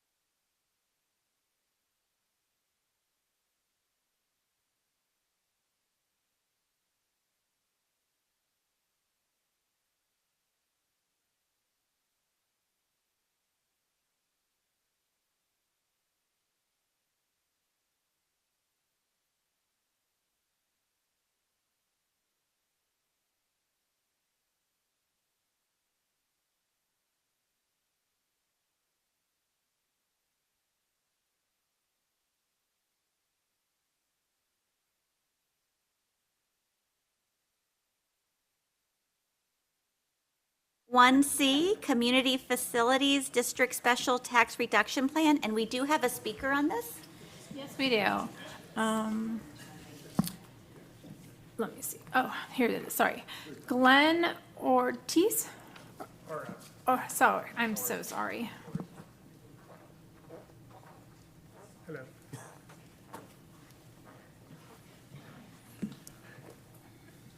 Good evening, everyone. I'm just going to share some prepared comments. My name is Glenn Oratz. I served for many years in a leadership position at the Rancho Santa Fe Education Foundation and worked very closely with members of the board of directors of that school district. So thank you very much for your service to the district. I know what it means. I'm speaking today on behalf of thousands of members of the Del Sur community where I currently reside and other impacted communities. We would welcome and greatly appreciate some level of tax relief in the current challenging and projected economic times. The school buildings in Del Sur were built over a decade ago, remain very impressive, and are state-of-the-art facilities. Property values are at a meaningful disadvantage in Del Sur and other impacted communities to neighboring comparable communities that are not burdened with the same Mello-Roos assessments for multiple decades. Some prospective buyers choose not to purchase real estate in the area due to Mello-Roos tax considerations. Personally, my property taxes are approximately 30% higher than they would otherwise be without Mello-Roos assessments. Needless to say, this is a significant monetary differential. Notice was initially given in 2020 about planning for a special tax reduction plan with anticipated loan repayment in 2023. This did not happen, and the planned repayment was delayed until next year, 2026, is my understanding. I'm speaking to you now in advance of that date. Expectations and hopes are understandably in place as a result of communications by this district in the past. I respectfully implore you not to kick the can again next year. Of course, we all want what is best for our students. However, please be mindful of their parents' interests as well when making this important decision. Thank you for your attention to this matter. Thank you. We are going to have one presentation for the next 5 items. Mr. Dill and his team will present now, and each item will be individually voted on afterwards. Great. Thank you, Mr. Dill. Thank you for my intro. Yes, as we invite Mr. Adam Bauer and Ms. Rhea Alschbach up to the podium, we will get an update tonight on the special tax reduction plan. This is a plan that the board has put into place to pay off debt early and refinance bonds when it is economically advantageous. Mr. Bauer gives a regular update on the savings that we have garnered so far and what the anticipated savings would be. And so that will be part 1 of the presentation. And then in support of the special tax reduction plan, we do have the opportunity to refinance 2 series of bonds from 2015. And so Mr. Bauer will talk about, we figured it would just be easier for him to keep going. We'll take a break after section 1, then go into 2 and then 3. But just to have him roll through all of the information that the board needs in order to vote on the remaining action items E through, I think, H. And so that'll be your opportunity to ask questions. And then when we get to each of those action items, we can provide additional information if needed. Otherwise, we're hoping that the board will take that action and approve refinancing of these 2 series of bonds.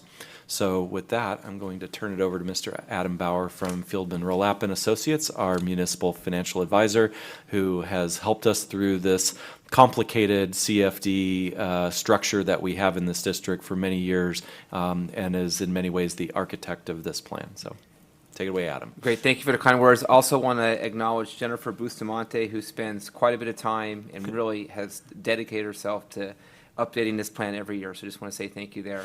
We've done a thing that we've done a few times because your program always has multiple pieces to it. Someday I hope I'll just have one thing to present. But here we have 3, and so we did a color coding just like we've done in the past. The blue is associated with the special tax reduction program. Then you have 2 different refinancings that are options to you, and we did that in green and yellow. Do we have a clicker? Oh, wait, okay, is it okay to advance to the next slide, please? Sure, thank you. So on our next slide, and we're on the blue, so we're focused on the special tax reduction program. And the district has 38 financing districts, and that consists of both improvement areas and community facilities districts. And the attorneys won't like this, but I view CFDs and improvement areas as one and the same. And I think for our purposes, they work as one and the same. They're financing districts. You have done 14 new schools. You've done 4 expansions, all through these programs. So very significant amount of programs. In 2020, the district really started focusing on developing a special tax reduction plan. That's where we came up with 3 different types of CFDs, and we put them in a basket and baskets, and identified ways to start trying to pay off the debt over time, and then pay off or have the CFDs get reduced or the special taxes reduced over time. And that's what we did there on item 3. And then you can see there just the amount of debt that's been supported there at $412 million. And then with the special tax reduction program and paying off debt early, then reducing taxes, we've been able to identify potentially $1.2 billion in savings. So when we talk about those 38 financing districts, how did that all come about? It started in 1987 with CFD number 1, and then proceeded with really a whole lot of growth during that 2001, 2006 timeframe, which was very typical for Southern California. We had a lot of growth and a lot of community facilities districts and improvement area districts formed that time, and you can see some continued on after that, but that really was the boom period. The 3 baskets I spoke to were the joint acquisition agreement. I'll refer to that oftentimes as a JAA. The COP, and this is a little different than what Mr. Dill described previously, where it's general fund backed. While this is general fund backed, I want to be clear about that. It is general fund backed, but the financing districts are used to repay it. And there's coverage, and the general fund has never had to pay that. Then we have others that, for whatever reason, do not have one of those or do not have debt, and we call those a variable surplus. And this is the one that's most variable because these ones haven't always issued all the bonds that would need to be done by that. So sometimes we're financing city facilities, and the developer has not built their city items or has not done that, and so we haven't sold all the bonds on those. And so that one has a lot of variability to it. But here's the 3 baskets. We really focus on kind of aligning them up, all the actions aligning up with those.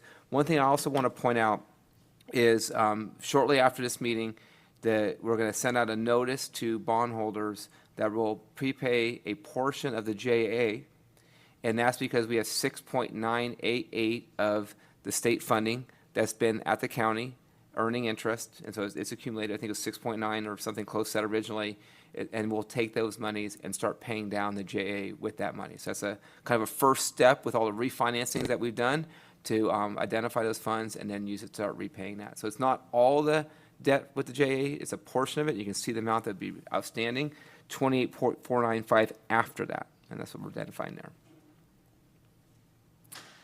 So each year, there's several steps to this. It's look at the debt that's outstanding, take the revenue that's surplus and apply it. But we also still use the CFDs to fund critical infrastructure. And these are the most current ones that are either underway or being planned and identified and built in the model so that when we're looking at repayment, we're taking into consideration these costs that need to be taken into. And that's part of the evaluation every year, is looking to say what other items need to be funded and are appropriate to be funded from these CFDs. And here's what district staff has identified and started undertaking. And so on the next slide, we look at the savings that we've accomplished to date and how things have changed. So if we go back to that 2023, I'm looking at that middle section there, kind of where things stood and how they've changed since then. You can see in 2023 for the JAs, we identified $786 million. It's up to $794. Then the COPS, 210, we're at 205. Some additional projects got identified there. And then you can see with the 2023 with the surplus, 253, 250, some bonds have been sold, and also projects were identified there. And then here we went all the way back to 2020, the initial year that we looked at this, and just did the same comparisons. I kind of already walked through what the 23 scenarios were, so I won't read them all back to you. But if you want to dive into details in this, we are happy to. And then here's just, once again, that summary of the overall savings. And so when we look at concluding remarks, so that's 2005 era, you're in that boom period. And now you have a mature program, you've built a lot with it, and we really have focused on how do we start winding those down and paying things off over time. So along with that, the attendance has plateaued, so you don't have as much growth, so not as much need for additional facilities. That fourth bullet point there are actions that you took last year, and we executed on 2 refinancings, and those were included in our numbers. The third thing under that fourth bullet point is that the 2014, we've been able to identify those state funds that were held at the county to use to repay it. So once again, a positive. And then it feels like we're kind of repeating ourselves again, but we have that 1.2 identified there. Here's all your debt that you have outstanding, and you probably know this, but your program is more complex than a lot of others and has more pieces to it. And so we just wanted to give you a summary here. So when you look at types of financings, I don't want to confuse things. Those Marks Ruse are typically CFDs, and so that's just an aggregation of them. But here's all your debt that you have outstanding. Oh, I should point out, the 2 things that we're going to talk about after this are down there in the navy blue. We're identifying potential savings there as well. So okay, great. So those are all the slides we prepared in the special tax reduction program. I think both of us are available for any questions. I have one question before I pass on to other people, kind of off of our speakers' things. How do you decide which ones to go after and put money towards first? So I'm trying to find, it's the 3 baskets. For example, the refinancings that got lined up with the COPs, that would then have less debt, and so more surplus revenue, and then that surplus revenue would be able to pay off debt earlier. So it's focused on where the projects are being constructed and what debt we're able to refinance or pay off early, then generates the savings for those financing districts depending on which basket they fall in here. So it's not arbitrary. It is where you can get your savings. Can I just follow on with that? So in slide number 5, where you show Westview High School, unnamed elementary program, playground, Del Sur expansion and Twin Peaks Center. So the CFDs that serve those areas are very unlikely to be refunded at this time because there are more projects coming through. They are all getting paid down because the revenue is greater than the principal and interest payments and the admin costs. The ones that have projects would get paid down less quickly.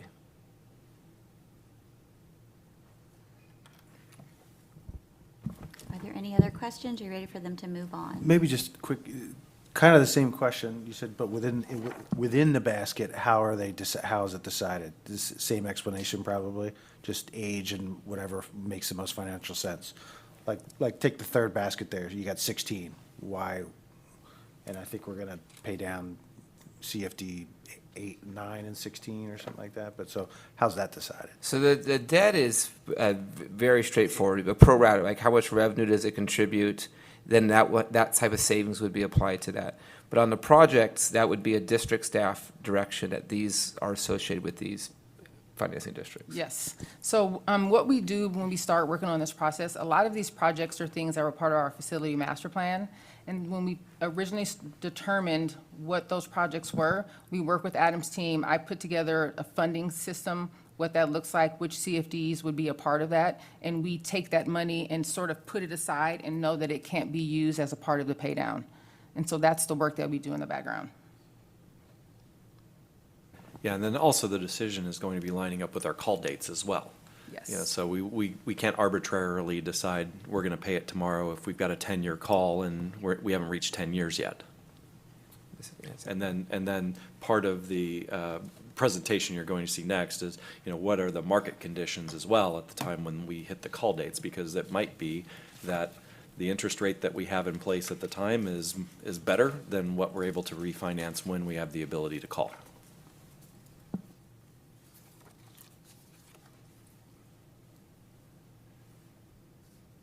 Go ahead and keep going, please. Great, so we'll move on to ones that you've seen very similar in the past, and that is looking at a refinancing. So in April of 2015, the 2015 A bonds were issued. Since then, we've had relatively favorable market conditions. I've talked to you a bit about how things were really difficult in April, and then now things have really calmed down, especially on the shorter term maturities. And since this debt has been outstanding for a while, we are looking at mostly short-term maturities. And so I had spoken with you about the inverted yield curve, where the short-term rates were higher than the long-term rates. What's happened since April is the short-term rates have gone down and the long-term rates have gone up. So that has been very helpful to what we're looking at here. And so when we look at savings, we are looking at a net present value savings of $4,644,000. I've always told you that's very important to look at net present value because that's taking future dollars and trying to apply a value to them today. Because your gross savings are 15.9, and while certainly that sounds like a big number, I think to be fair and explain it appropriately to you, looking at a net present value basis is the way to do it. The other thing I would say is the net present value savings as a percentage is 7.35. And one of the times you asked about this last time, this is well above your policy rate. And so that I think that's certainly a positive there. Cost of issuance, we give you a detail of that, but that cost of issuance is already factored in when I'm giving you those other savings numbers. The other thing I want to point out about these numbers is things have gotten better since your agenda deadline, or we did this as of July 7th, which is a little before your agenda deadline. But at the day that we submitted this, the 10-year Treasury was at 4.4. When I arrived here this evening, it was at 4.29. And so that all these, as I told you in the past, all these rates in some form or fashion track the 10-year Treasury. And so I think that's another positive that we have momentum that will be a little bit better than what we've done. And Mr. Dill already hit on this point, but when we look at these, I've told you many times that investors want a 9 or 10-year lockout period from refinancings. That doesn't work for us. We should just not do refundings if that's the case, because what it would do is not allow us to prepay the bonds and then lower special taxes as early as we like to. So what we're always doing is saying, okay, a refinancing might make sense, but will the market accept shorter prepayment provisions so that we can then still align it up with this special tax reduction model? And we've done that here. On both these transactions, we'll be able to pay them off sooner than 10 years if all things hold as we've projected them now, and the call features are lined up with that. And this is a slide that we've been showing you for many years, just to kind of give you a general sense of kind of comparing things. And I think something worth pointing out there is the average coupon was 4.97 there, so a little bit higher than where we're at now. The other thing I think is really important for you to think about is this optional redemption premium. When it says 100%, that means there's no upcharge for us calling these bonds or buying these bonds back from investors. And when you've looked at things like tenders and things like that in the past, those do have those types of things. It's more expensive to buy those back from investors, but you have this feature built in your documents, and we're just taking advantage of it. And on the far right, we give you some more detailed stats on kind of the refinancing. I want to point out a real positive, though, is on your credit rating, another opportunity to get better savings than we showed you is we had projected a AA- credit rating, but we actually achieved a little bit better than that, a AA category. And I really want to thank district staff. The credit analysts actually had a lot to weigh in on this, and thanks to their follow-up, we were able to achieve an even better rating than we already showed here, which hopefully will translate into more savings. Here's the sources and uses with it all built in. One of the things we might be able to eliminate with that positive credit rating is that we can get rid of that surety bond. Essentially what that is a reserve fund that investors require in almost all CFDs. But when you get in that AA category, it starts to change, and there's very few in that AA category.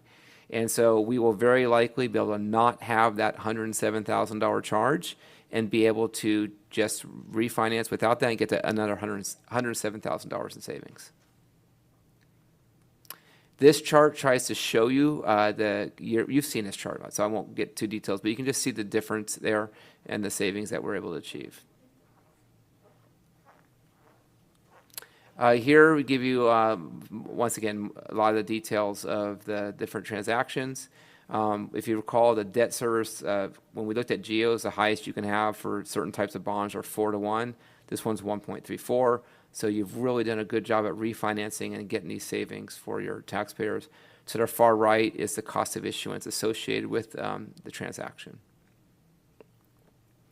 Schedule, this evening, it's up for your consideration to move forward. The documents are prepared.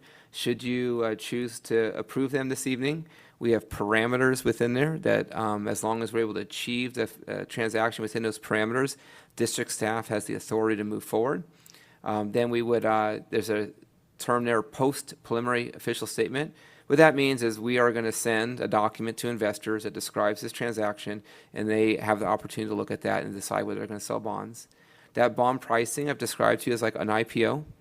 We have online monitor screen, and we're out there watching what the underwriter is able to do with selling the bonds and negotiating the rates. And then we'd be able to close the transaction on that September 11th timeframe.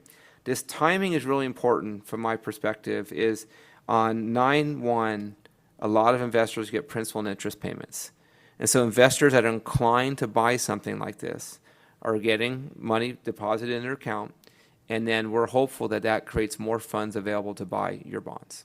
We're hopeful that works out. And then here you can just see when the prior bonds are paid off on December 9th, which is within the call date window. So that's the first one. I will go more quickly in the next one because there's a lot of similarities. Savings are, oh, I'm sorry. Quick question. If you can go back to slide 17. So it looks like the call provision is a 7-year. Is there anything special about the 7-year period, or is that just what the market would accept? The market wants 10. We want 7 because that lines up with the special tax reduction model. Okay, so like a 5-year is, no, let's say if we want a 5-year, is that something that's not acceptable in the bond market, or? There's a price for every year you get away from 10. Of course. And so the special tax reduction model is lined up to 7. And so what we did was we said, let's line it up to that, pay the price for the 3 years, but not pay more. We didn't see a reason to have it even sooner than the special tax reduction model would call for us to do it. So let's say, obviously, if we get the 7-year, I guess my question is, our model assumes whatever we assume in the model, but let's say in 5 years, interest rates are much, much more favorable than today. We wouldn't be able to call that bond because we bought the 7-year. Is that correct? So in 5 years, if rates were really low, this would not be a likely candidate to refinance, even if it had a 5-year call date. Because the term of the bond is so short, you'd end up paying the finance professionals more than you would get taxpayer savings for your taxpayers. And we wouldn't recommend it to you. And it wouldn't be a sound financial move. So, yeah, so I don't see an advantage. I don't see advantage to paying the price to shorten the call feature, given that this transaction only has a limited number of years left on it. If we were selling 30-year bonds right now, and we were to have that conversation, I think it's a more difficult conversation to have. Is you're already paying for an early call date, does it make sense to push it to 5? And like I said, that'd be a different conversation than this one. Okay, thank you. So I have a question. When bonds are sold for the Melrose, aren't they normally sold, and maybe this is just because I don't understand it, are they normally sold that the bond is in your area of where you live, or are Melroses, they can be used anywhere within a certain area? So, Are you speaking about the bond proceeds? If we get money to use to spend on a project? Yeah, if you just, you buy a house and you're paying Melrose tax and it's so much, is that Melrose the large amount of money? Can that be spent anywhere within a boundary, or is it consistent around your home? So what we do when we consider projects, we look at, so first, the answer is yes, we spend it in the CFD. There are times when multiple CFDs attend a school that may not be within their boundary, and we'll pool those CFDs together for funding and pay for a project that way. I think that's the question you're asking me. Is that what you're Yeah. asking me? Okay. I'm just looking at, to answer the gentleman's question Oh, earlier. yes. I was looking at the Del Sur area. So, because back on side 5, there was a Del Sur Elementary expansion. Yes. And then Twin Peaks Center. Right. I'm like, those are nowhere near each other. No, and that didn't mean that they were coming from the same CFD. Those are just future projects we have. So the Okay. Del Sur would be the CFDs in Del Sur, which is like 14, and you have 15. So any of those CFD students that go to that school would benefit from that project, and so that's how we figured out that financing. The Twin Peaks Center is different because it encompasses the entire campus, the entire district. So we can pool together multiple CFDs that would benefit from any work that happened at Twin Peaks Center. And it's really specific to the transportation department. Okay.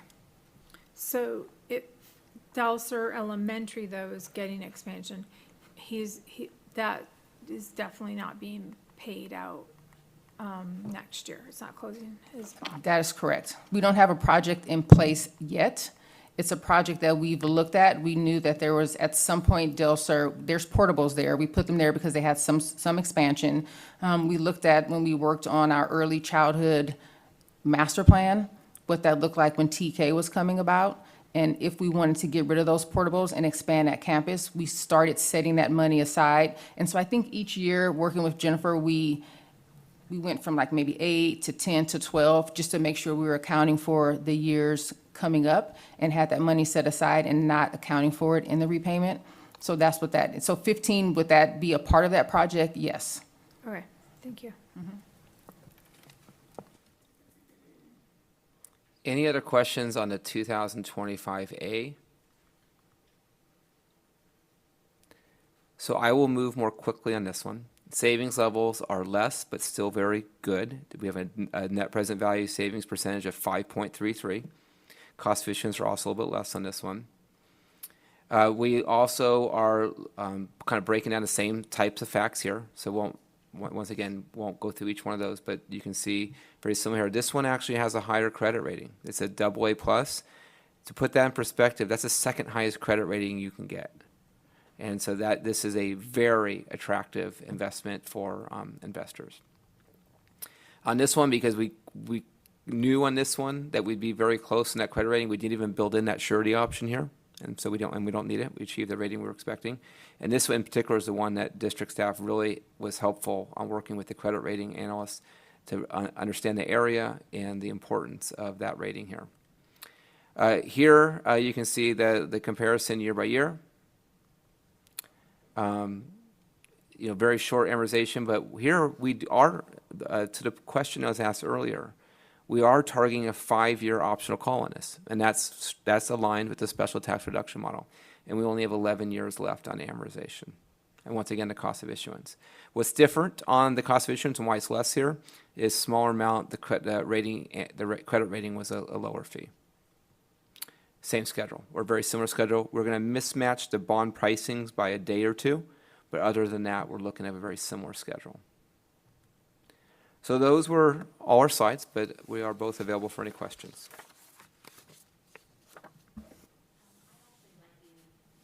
You could do a public announcement. Where can people find on our website where their CFD's date is? I think you're the expert on this one. Sure. What I tell people, because sometimes it's hard to find the place, if you go to the search and just type CFD, it will take you to a CFD page. And there's a listing of every Melrose district. You click on that link and it will take you to, we have a company that prepares a site for us that has all of our documents, and it will take you to all the information, every report, every bond we've ever sold. It's available. Or you can just call me. I can help walk you through it. Sometimes that's easier. Thank you for that. I You're know that's welcome. oftentimes a question. People are buying a home or their realtors are showing different areas. So that's, as we point out, is an important number sometimes that can affect someone's purchasability. So any other questions before we move on to voting? Just a quick one back on that page 5. I was going to asked before, but those projects, are those, obviously the Westview one is the ongoing CTE building, is that Correct. correct? So are the other three, are those approved projects? They are Or not. None of those three are? No. Okay, and what's elementary playground, what is that? So that's going to be Creekside. Creekside doesn't have a little kids playground, so we have some CFD money in that area. It's CFD number 1, and we want to help support that with their growth and provide them with a smaller kids playground. Okay, and then the Del Star Elementary, you explained that, and what's Twin Peaks Center, what's the? So Twin Peaks Center, I'm going to date this a little bit. 10 years ago, planning and facilities and, not purchasing, transportation worked together to determine what were some of the needs at TPC for transportation, space-wise, staffing. A lot of their stuff is in trailers or Connex boxes, and so they started developing a plan. More recently, some of our stormwater on that site, we're in an industrial stormwater permit, and we've been trying to figure out how can we get out of that. What is some of that? We have the church above us that has some runoff. A lot of the work that's done on the buses are done outside. And so we are trying to figure out a process or a plan, and actually Moshe Drew that was here worked with us to develop a plan for that site to get all the bus work inside, to have them washing the buses inside, to have them doing the mechanic work inside, changing the tires inside, to keep some of that runoff off. We've done a few projects there that actually haven't been funded by the CFDs. You may remember we did a big asphalt project there that was in support of that stormwater project. We've put some berms around the fuel station to help control that water flow in case there's rain. So there's little pieces that we've been trying to do to manage that. And so because we have improvement areas that support directly or indirectly the students, we would look to use some of that to help with that project. Okay. Thanks. You're welcome. Quick question, for these 2 CFDs that we're doing, are we able to come up with just sample numbers to show the homeowners, this is what you should expect to see in terms of savings and starting when? Can we produce some sort of sample numbers for these 2 CFD areas? Do you mean on their actual tax bills? Right. Like it could be a sample of if your home value is this is probably what you're paying now, and this is what you would expect to save and starting what time. Just an illustrative number. So special taxes are not considered an ad valorem tax. They are not allowed to be tied to a home price. They're set in a document called a rate and method of apportionment. That rate and method of apportionment, it identifies that the special taxes shall be levied until all the debt's paid off. And that's been a promise to investor. So this chart is what shows when that debt will be repaid. And then from that point, you could, once they're paid off and that the full amount is no longer on a tax bill, that would be the savings amount. Yeah, and that rate and method was something that was negotiated with the developer prior to the homes being built. And so, the developers have a decision to make when they are building a new project. Will they pay developer fees up front, or will they ask us to form a community facilities district and then assess that special tax to the future homeowners? So that's really a developer-driven decision. And that's what we've done in both cases in this district and in other districts where I've worked in where, it's just the preference of the developer and how they want to market that initial new home, of whether it does have these Mello-Roos special tax assessments or not. And so that's really how that rate and method is born. So their amounts won't change, they'll just stop paying it earlier, is that right? So are we able to provide that information to the homeowners in these 2 areas? Like, this is the effect of doing these 2 transactions, you will stop paying taxes whatever time earlier? So I think okay.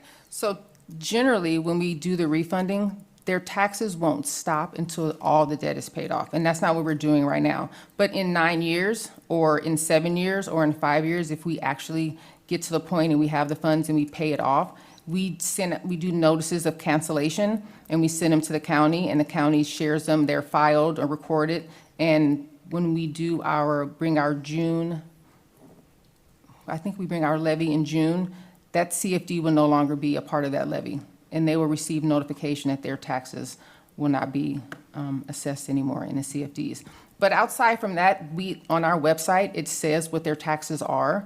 So if they wanted to make an assumption about what that looks like in 7 years, even though there's an escalator on every single one, I don't know that there's something more specific we can give them related to these particular refundings, because we're not paying anything off just yet. So what Does that answer your question a little bit? Yeah, but my assumption, my understanding is that these transactions will incur savings, which will allow us to pay off the debt earlier, right? And so I think that's a calculable to show them basically I'm going to get at, can we tell them what is the benefit to them for doing these transactions? The benefit to the property owners within these CFDs is, with the numbers we have here, there'd be $2.884 and $19 available in revenue that's no longer going to pay debt service. It's available to pay down principal on these bonds. And I can go back to the other one, but that gross savings number is paying off debt earlier. Right, and I completely understand, but that's not a number that's meaningful to individual homeowners. So I'm just trying to get to, is there something we can tell them, by us doing this, whether you'll stop paying taxes this much sooner, or you will be reducing your tax, whatever it is that we can be able to tell them. So what we do have, and what we've put on our website before, we have another presentation of a special tax reduction plan that's a little bit longer, that goes into each CFD, and will show them by CFD when the original termination date is supposed to be, when the new when the projected termination will be, how many years of savings that is, and how much in savings that is per CFD. So we do have that. Is that something that you're thinking is a better option? Okay. That's exactly Yes. in line what I'm Okay. talking about, but Perfect. for the effect of doing these two Yes. transactions, yeah. Yes. You know, one thing you've always mentioned when you've done the different trainings is the CFD, these are like mortgage payments. Yes. So it's just like if you were to pay your mortgage off 6 years early, that's your savings. So that's exactly what you're doing, is making that column. And I think whenever people talk about it being a mortgage, they understand it a lot. They can relate to that, that perspective. And I'll make sure I put that on the website when we have it.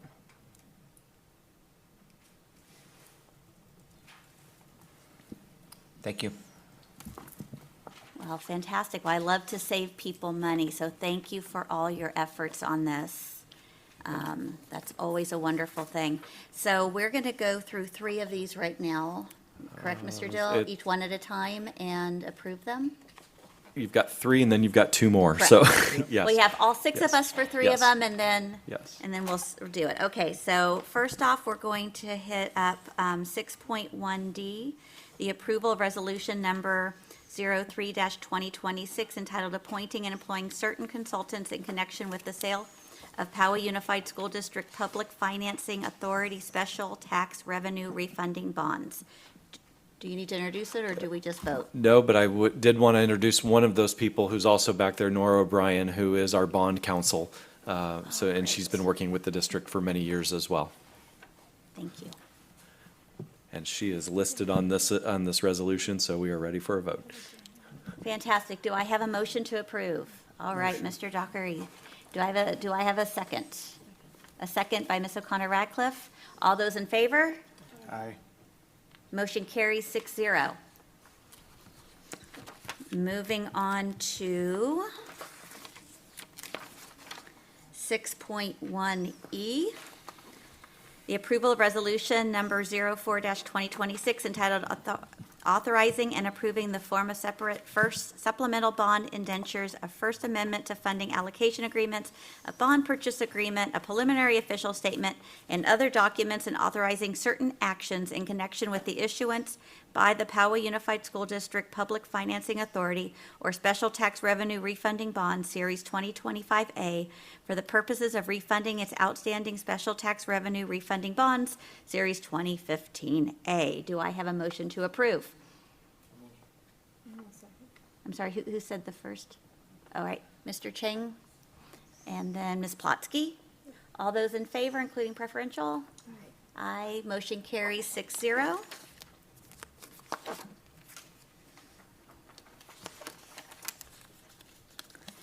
And now to 6.1F, approval of resolution number 05-2026 entitled authorizing and approving the form of separate supplemental bond indentures, a First Amendment to funding allocation agreement, a bond purchase agreement, a preliminary official statement, and other documents, and authorizing certain actions in connection with the issuance by the Poway Unified School District Public Financing Authority of Special Tax Revenue Refunding Bond Series 2025B for the purpose of refunding its outstanding Special Tax Revenue Refunding Bonds Series 2015B. A motion to approve. All right, Ms. O'Connor Radcliffe got the first one, and Tim got the second. All those in favor? Aye. Motion carries 6-0. And now we will briefly adjourn the meeting of the Poway Unified Board of Education, order convene as the Poway Unified Board of Directors of the Public Financing Authority, and consider agenda items 6.1G and 6.1H. The time is 8:25.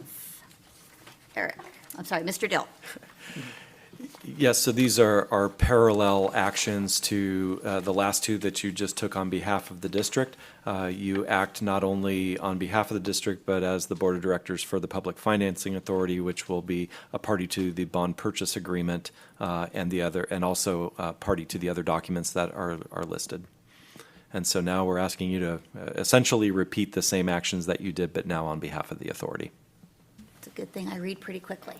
Here we go. That's right. 6.1G, Public Financing Authority, approval of resolution number 06-2026, entitled authorizing and providing for the issuance of special tax revenue refunding bonds, Series 2025A, approving the form of an indenture of trust, an escrow document and trust agreement, a bond purchase agreement, a preliminary official statement, a continuing disclosure certificate, a First Amendment to funding allocation agreement, and other documents, and authorizing certain actions in connection with the issuance of such special tax revenue refunding bonds.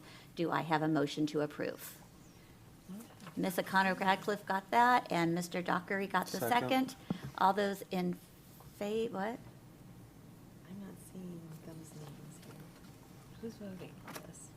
Oh, can I, do we all vote, or is this, are we now just, Oh, no, you all do vote, yeah.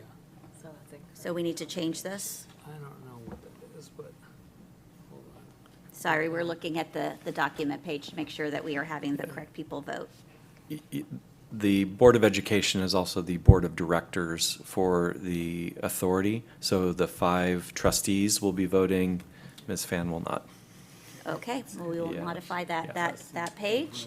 Yeah. And We're what we just said stands, and we will Correct. take a vote. All Correct. those in- Yeah, and I'll just, the names that are also on there is that Dr. Churchill and I serve as executives of the authority. We are not voting. Okay, so all those in favor? Aye, motion carries 5-0.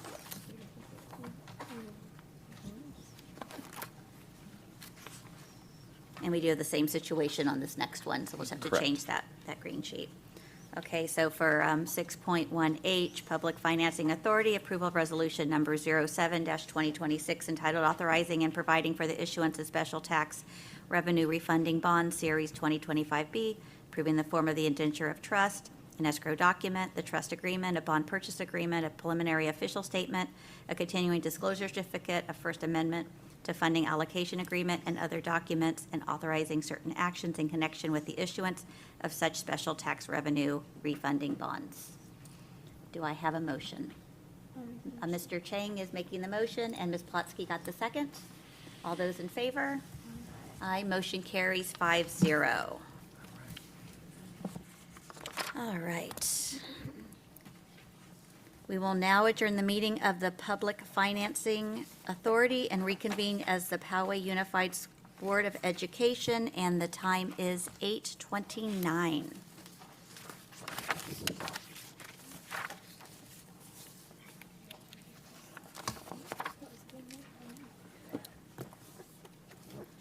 Okay, so now we are at, I think it's 6.2, do we? I know nothing, yeah, go on to 3, yep. All right, 6.3A, the approval of 2025-2026 school plans of its student achievement. Thank you. Please go ahead. Thank you, Madam President. Annually, school boards are required to approve site plans for student achievement. These plans have been created using the state template and are aligned to our district LCAP goals. Staff members have utilized available data and engaged in purposeful reflection on previous goals in order to establish new goals and actions for the upcoming school year. We are asking for approval of the 25-26 school plans for student achievement. Any questions or concerns or thoughts and comments? All right, Ms. O'Connor Radcliffe. So I think Ms. Peterson just described what these are, but I just want to thank the school sites who have worked with their staff and the site council members, and then everyone in LSS who looked these over as well. This is student data from multiple sources, assessing student needs, creating goals and improvement strategies, checking the effectiveness of last year's strategies. I think I have such high hopes for these documents every single year, since every school does one. I do want to call out, it's not a contest, but I do want to call out the best ones I saw. And the best one this year, by far, no contest, was Pomerado Elementary. So I could not be happier that Ms. Goldberg is our new data guru, because that's her school's SIPSA, and it was amazing. From the identified needs to the goals, multiple metrics. It was a great plan. I really enjoyed it. I think it was very, very thorough. I can tell how much time they spent, and I think it's a great model for other sites to see what this plan can be. I want to mention Meadowbrook Middle School. Their work in their identified needs sections, under math and English in particular, were very impressive. They did a great examination of their data and the trends, and they drew conclusions there about what the data revealed, wrote up ideas on how to do better. Those were two really, really great sections. And at the high school level, I'll be less specific, but I want to call out Mount Carmel's plan. I think that was a great work there. And every level has different types of data and different places that they can look and different issues. So I think it's really important to kind of group them by level, because they're so different in what the needs are. I felt the quality of the plans really varied dramatically, and I'm not going to call anyone out for a bad plan, but there are some real opportunities, we'll say, for adjusting how sites are approaching this work and these plans. The improvement strategies in particular were really quite varied, and I think knowing what other schools are doing and how effective their strategies have been definitely would help in developing those innovations and best practices district-wide across sites. I do think we saw huge improvements in these plans last year, and I think we're in for another huge jump with the addition, again, of our new data goddess back there. Coaching for site leadership, I see it coming, ways to view data and create goals and strategies that make sense. So I'm excited, and yeah.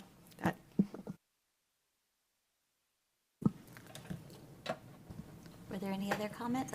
Yeah, Great. go ahead. Go ahead, sorry. No, I read quite a few of these as well. I had initially planned on skimming through like we normally do.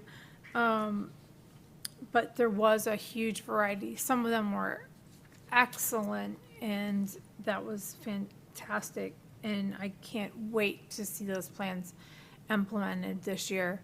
And then there was others that were not. And I really would like to see all of the principals and teams read each other's at each levels to see what they could be. I think that would be a great way to learn, because there was such a variety of what they could be. I also would like to see, I'm not sure if ELAC and DLAC read them. I know the CAC didn't get to read them, but I don't think the other two teams did either. But I did read quite a few that did not have anything for goals for special needs students. And that was really disheartening, especially since all schools, all the way down to elementary, are supposed to be inclusive practices right now. And I know that inclusive practices at the elementary schools is a struggle. It was, last year was really a tough go. I'm looking forward to Heather Schroeder taking that wheel, and she's going to be great. But I do think that having goals for that would be fantastic, and a learning piece for me. So I think they need some goals there, and some help. So I agree that if you could help that along, that would be great. So thank you.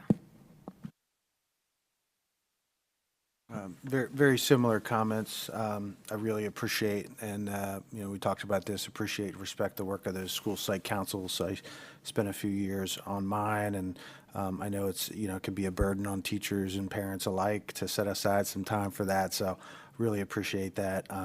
These plans have been developed and approved by each of those councils at the sites, and reviewed by staff, right? And so, as best they can be. As a reminder to the community, those, the school site councils seats open each year.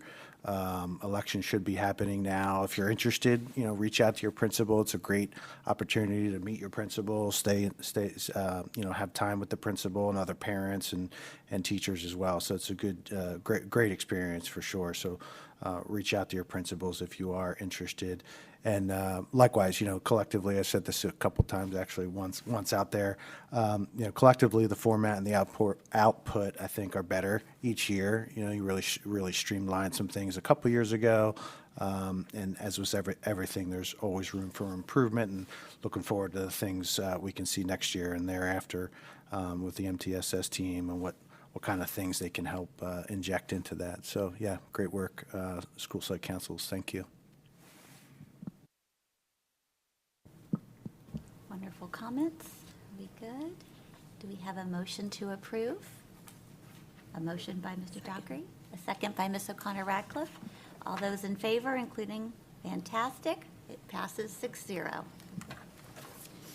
Okay. Thank you.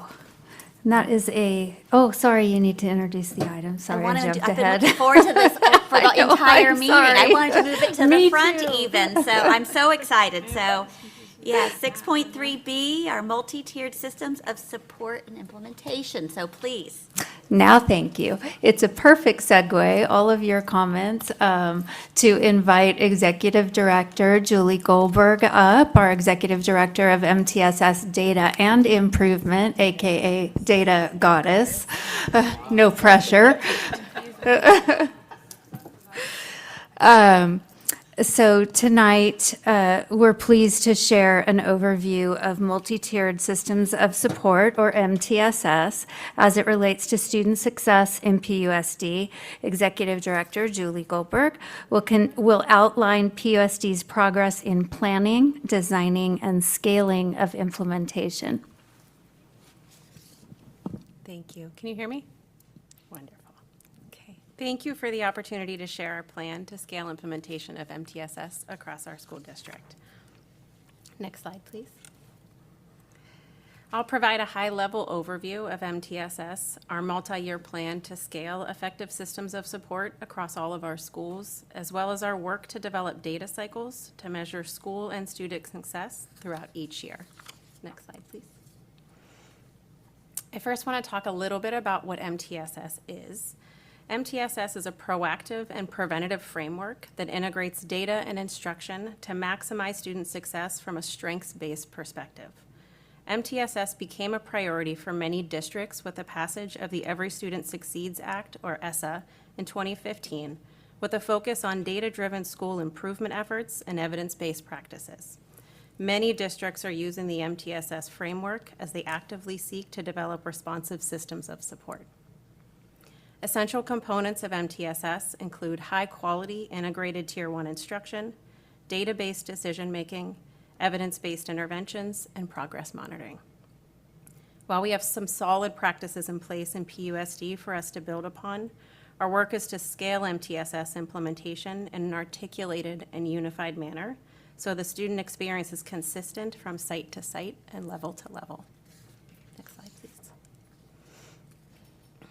As we develop and implement responsive systems that minimize barriers to student success, we will see improved educational outcomes for our students and our schools. We expect these measurable shifts to take time as we develop sustainable systems, train our teams, and respond to data-driven needs.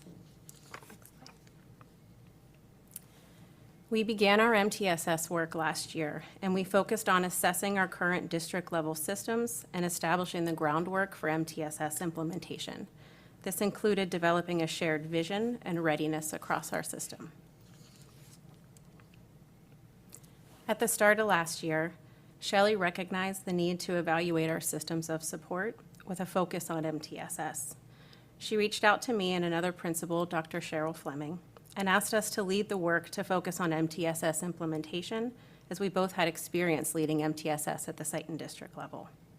One of the steps that we took was to establish a committee which was comprised of site leaders, teachers who were members of PFT, our labor partner, special education staff, and district leaders who work together to identify how we can better serve all students across PUSD. We started by using a tool called the LEA Self-Assessment, or the LESA. LEAs use this tool to self-assess their implementation of 6 components of effective district systems. We use the self-assessment results to identify high-leverage priorities for improvement planning. Additionally, we work to develop a common language of MTSS and a comprehensive definition of high-quality Tier 1 practices. These are the 3 priorities the MTSS committee identified for focused improvement: data systems, collaborative teams, and evidence-based instruction. In order to grow a culture of data-driven decision-making, we need to be able to provide timely and actionable data that allows us to analyze student performance, progress, and needs, as well as evaluate our student supports at the system, school, and student level. One of the greatest needs in our district is related to data analytics. The committee also highlighted the need to foster a culture of collaboration through effective teaming structures and strengthen integrated Tier 1 instruction and evidence-based interventions. We greatly appreciate the hard work of the MTSS committee as they develop the roadmap for how to scale effective systems of support across PUSD. In addition to the work of the committee, there were several key activities completed in the 24-25 school year to lay the foundation for MTSS implementation. Learning Support Services worked to establish a commonly held definition of high-quality instruction and provided professional learning for site leaders and school teams. Schools also engaged in professional learning on topics related to school climate and culture, specifically supportive strategies and responses to student behaviors. We developed a model for professional learning on MTSS to support our schools to learn more about how to implement and scale components of MTSS at their school, with a primary focus on strengthening Tier 1. We made improvements to our current data systems, which allowed us to respond to high-level trends as well as student-level needs. We also researched effective MTSS data solutions to ensure that we have the data infrastructure to move MTSS practices forward. Thank you. Moving into this year, we will focus on developing a data-driven MTSS framework and aligning our resources to support implementation. To strengthen the foundation that was laid last year, we will continue to build out our MTSS resources and begin professional learning on MTSS. We are working to build alignment across our system and capacity among our leaders to align conversations across departments and the work that we are all doing to support our students. We will continue to partner with technology support services to clearly define our data needs so that our school teams have actionable, timely information to be responsive to student needs. We'll provide professional learning for our leaders to build data literacy and continue to grow a culture of data-driven decision-making. There are multiple places to locate data within our system, and we want to support our teams so they know where to go for valid, reliable data to evaluate instruction and student supports. We are also launching our MTSS cohort model of professional learning and coaching with 15 schools. I'd like to provide an overview of what that cohort model is going to look like. We've designed a 2-year professional learning and capacity building model, which will allow all schools will experience over the next few years. The model was intentionally designed to establish a universal language of how we support the needs of our students, as well as train our teams on improvement planning processes. These will become part of the fabric of our district and part of how we serve our students moving forward. We are building a sustainable plan that will serve us well into the future. Our cohort schools will engage in a self-assessment process similar to the one that we completed at the district level last year, using a tool called the Fidelity Integrity Assessment, or the FIA. The FIA is used by school leadership teams to evaluate the implementation of research-based, equity-focused practices within their schools. It helps teams identify strengths and areas for improvement in their school-wide practices aimed at supporting all students. Using the results of the FIA, we will guide each school team through structured improvement planning using improvement science tools such as root cause analysis and plan, do, study, act cycles. Improvement plans will include metrics to demonstrate the impact of their efforts on student learning and student experiences. As we move into year 3, we'll be scaling to more schools and refining what's in place based on data. We'll shift from development into sustainability. By year 3, our focus is on continuing the momentum we've built through the cohort model. Cohort 1 schools will move into their second year, where the emphasis shifts from learning and building to refining and sustaining practices. At the same time, Cohort 2 will begin their first year of intensive support. This allows us to scale MTSS district-wide while ensuring each school gets the coaching, professional learning, and leadership support they need. We'll also make sure MTSS is clearly reflected in public-facing plans like the LCAP and SPSAs, which reinforces community understanding and transparency.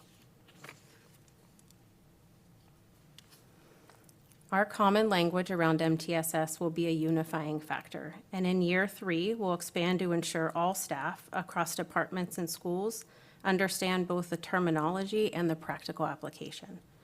Professional learning will focus on how to integrate tiered supports effectively, and will establish clear decision rules for when and how students receive advanced support. In addition, we'll strengthen our systems for tracking interventions, ensuring we can monitor student progress and adjust quickly. As you've heard, data is at the heart of MTSS. We are working to develop data cycles, which will help us identify trends, address gaps proactively, and keep improvement work continuous rather than reactive. We are working to develop data cycles within our 2 frameworks of high-quality instruction and belonging. The data cycles will be designed to keep our improvement work on track throughout the year. The first will focus on analyzing summative data to establish big-picture baselines. The second and third cycles will use interim measures to track progress. This approach keeps student needs at the center, supports collaborative problem-solving, and strengthens our culture of data-driven decision-making. It's important to note that our current data systems do not yet provide the level of analytics and integration needed to fully realize these cycles. Part of our work in the coming year will be to improve our systems so that we have timely, accurate, and actionable information to guide our decisions. None of this work can happen in isolation. Building and sustaining effective systems of support requires the engagement of everyone. MTSS is a shared responsibility, and this collaborative approach ensures that every student benefits from a unified, intentional system designed for their success. MTSS is also not a short-term initiative. It's a long-term commitment to ensuring equitable, responsive systems for all students. The work ahead is exciting, and together we can create the conditions where every learner can thrive in PUSD. I thank you for the opportunity to share our plan, and I greatly appreciate you prioritizing this work.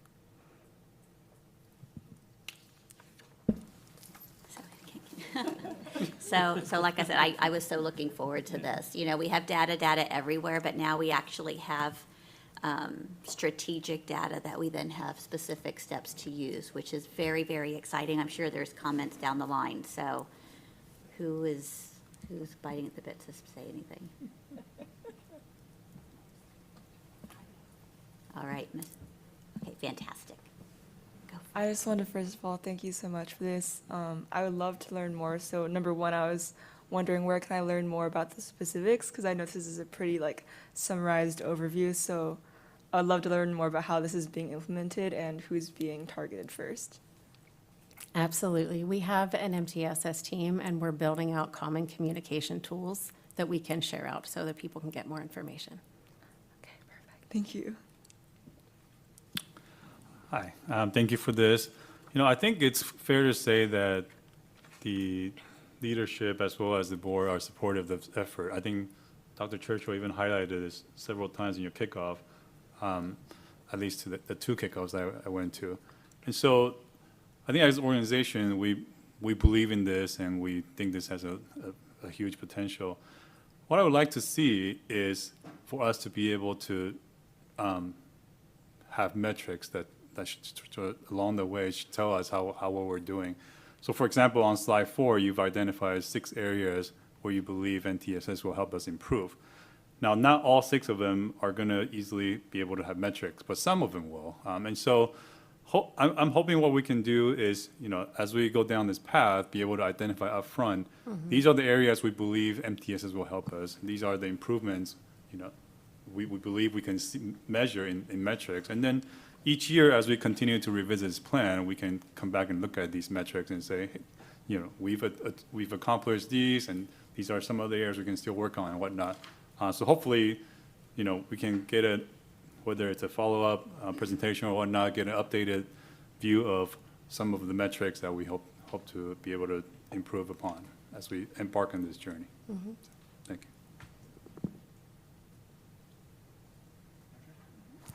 Thanks for the presentation. I'm still learning. I've been doing a bunch of research online and trying to learn a little bit more about this framework, and it's great. I appreciate it.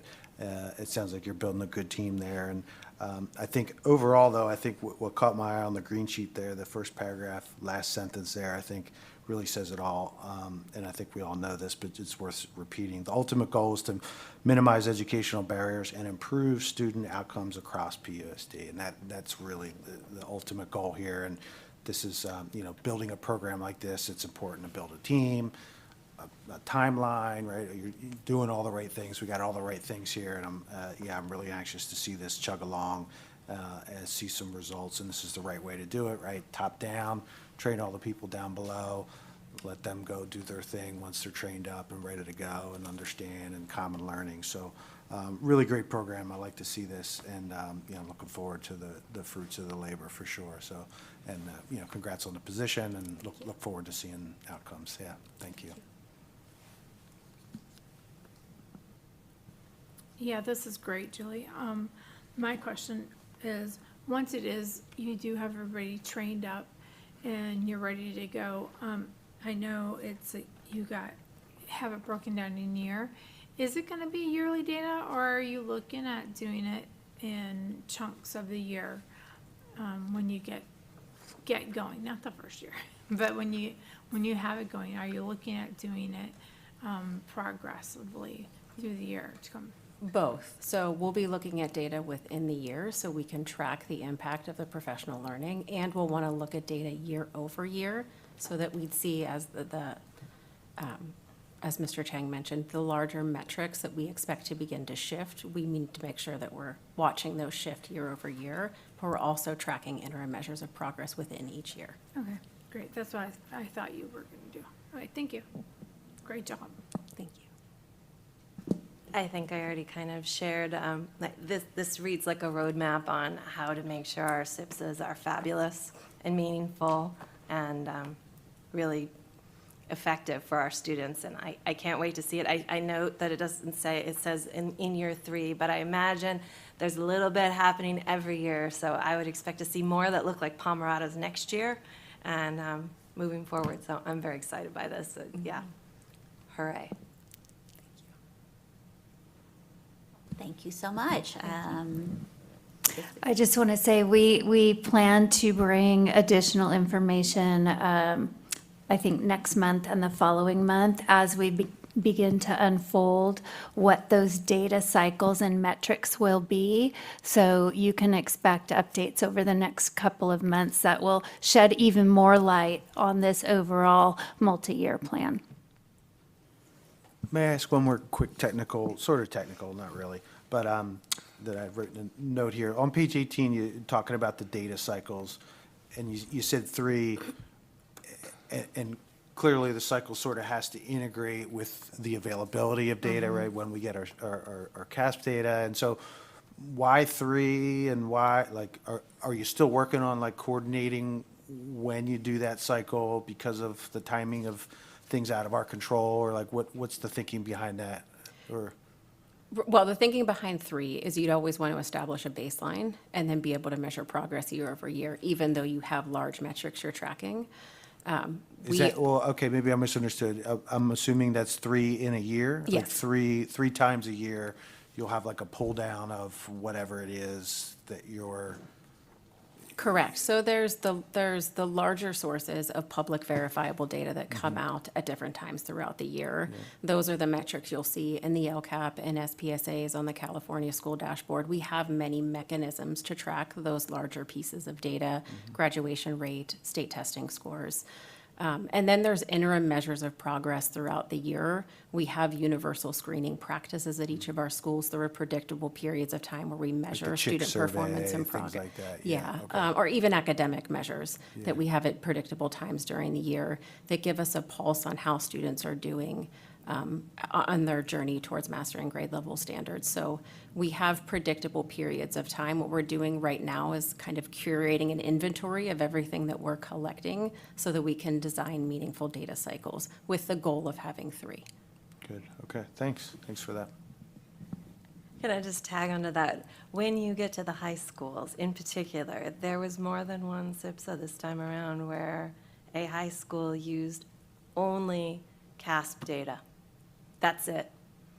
One test that 11th graders take, and that was the single metric for all of their goals for improving math or ELA in their schools. So I very much look forward to this being shared out because that's really not acceptable. That's not a measure of how our students are doing. Yeah, and truthfully, our school teams are looking at a lot of data to inform how they support their students. And moving forward, we will coach them up on how to articulate that in their plans.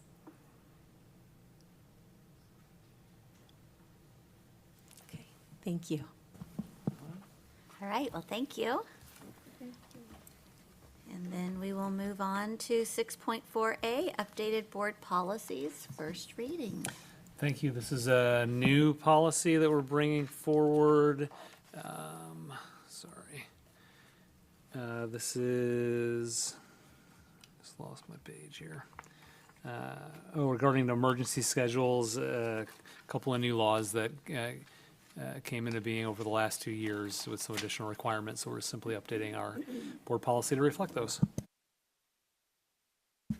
This is a first reading, however, if everyone's comfortable with it, we can vote on it. So that's, do you guys want to give it another month? Just a quick question that just struck me. For a new policy, why is there all this updated stuff? Is that because it's just?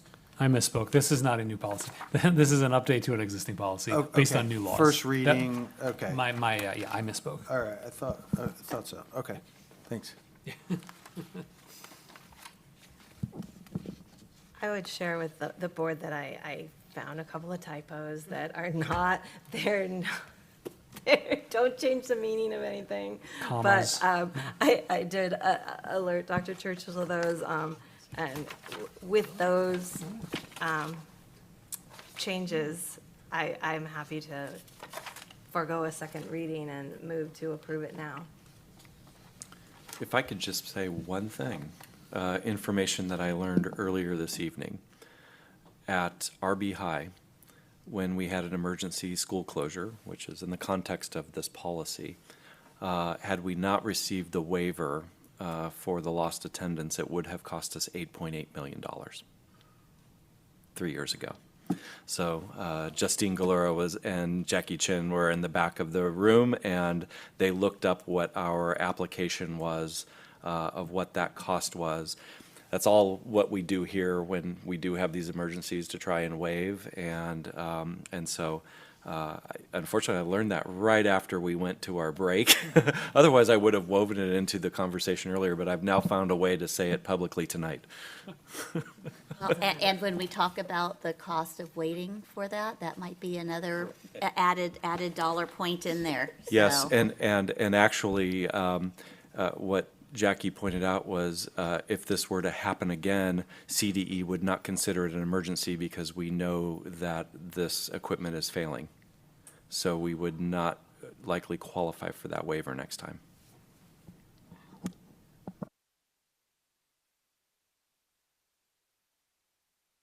That is. All right, do we have a second? Does Michelle's typo include the defining SPI in the second paragraph? I do not believe so, no. No. Okay, well, we might as well add that if we're gonna. Mine were commas in the 5th paragraph. Yeah, superintendent of public instruction is listed in the first paragraph. Yeah, but so it we doesn't just need It doesn't after parenthetically. SPI, yeah. So if the board was okay with us parenthetically adding SPI after that, it doesn't change substantially the meaning of the document. We'll do that. And fix the commas. I second. Okay, then with those changes, who approves? Aye. Okay, do I get all 6? Sorry, once it's after 9 o'clock, I start, doing it. Motion carries 6-0, sorry. Oof, my tongue starts going. All right, so now we're 6.4, another updated board policy. Also an updated policy. This is a second reading. You saw this in June, and happy to answer any questions. So I think this came back partially because of me. I have wanted to keep that sentence, or keep the phrase in the 1, 2, 3, 4th paragraph that we struck out that says that an appropriate public education alternative does not exist. And I believe Michelle was going to look into it to see if you're okay with that change. And this is our second reading. And I am okay with that. I think it does change the meaning slightly, but I think it's not a bad change. I like it. I did find another couple typos, but they're non-substantive. So with that change that you've just asked for and the couple of things I've already mentioned, I would move to approve this one. So just so I'm clear, the motion is to accept this without striking what's in red right there? That is correct. In that paragraph? Okay. I'm sorry, did I have a second? Oh, sorry. Okay. David seconded it. I'll Okay. second, Okay, fantastic. but we're waiting for Heather. Yep, no worries.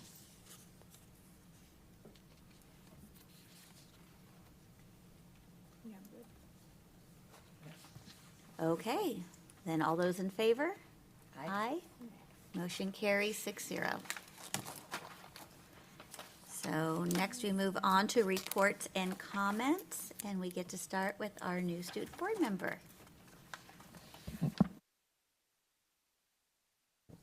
Okay. So hello everyone, I'm Leanne Fan, and thank you for giving me the opportunity to serve our students and staff this year. Just a little bit about me. I'm a senior at Westview High School, and I have a really big passion for learning and trying out interesting new things. I'm one of the editors-in-chief in my school's newspaper, The Nexus, which has been one of the greatest joys in high school, and I also really love art and science, and I've been volunteering to promote these in our local community for pretty much my entire life. And this all relates to why I chose to apply for the student board member position. In my years with the Nexus, interviewing both students and staff, I've learned just how valuable student insight is and how incredible and powerful our PUSD community is. Education as well has always been a major focus and joy in my life. This position seemed like the best way that I could make a bigger positive impact on the community that I love. The world is progressing and changing incredibly fast, so my goal is to provide the insight that will allow our students to be successful, safe, and happy today and years into the future. Some things that come to mind right now that I would like to focus on is number one, mental health and safety is always something that we should keep working on and progressing towards. I would say this problem is something that most students are facing right now. Even if we don't hear it immediately, these are things that we can't uncover or fix in just a 5-minute conversation. And another thing is utilizing technology such as AI and our phones in a way that can help and not harm us. Just something I've noticed in the past year in my own classes that I'm very concerned about is students using AI to write, even just simple things, and overall replacing their ability to think in many scenarios. I'm worried that if this continues, it will harm our next generation's ability to construct arguments and think independently. Overall, I want to focus on delivering the best quality of education and support as possible. And obviously, this is just a few things out of many. So this year, I'm looking forward to connecting with a larger range of students and seeing where I can best help out. I've already had the pleasure of meeting all of our board members over the summer, and I've loved learning more about our different schools, classes, programs, and students. I'm in the process of creating an Instagram account for the student board member this year and in future years so that we can share more PUSD news with students and get more student feedback. So thank you so much, and I'm really excited and honored to spend the last of my, 14 years in PUSD with you all. Thank you. Alrighty. Well, first of all, welcome, Leanne. You will be joining, I'm sure, very interesting conversations after 10 p.m. In the coming months. But I am very excited about the school year. I think that we have a very strong team in place, both on the board as well as the district leadership. I was able to attend, earlier, a couple of the kickoff events. Is it last week or this week? But anyways, I strongly agree and support with the 3 priorities that Dr. Churchill identified at these kickoffs, and focusing on student success, community engagement, and fiscal responsibility. I truly believe that if we can do a good job on those 3 priorities this year, we will be making a huge step forward for our district. We have a very strong and demanding board, but I'm also confident that Dr. Churchill and his team can exceed our expectations. I'm looking forward to all the initiatives and improvements that Dr. Churchill has planned for this year, and I'm sure we're going to be hearing about them in the months to come. So, bottom line, I'm really looking forward to this year, and I hope I hope and expect all of us will have a strong year ahead. Thank you. Thank you. Thanks to those still in the audience.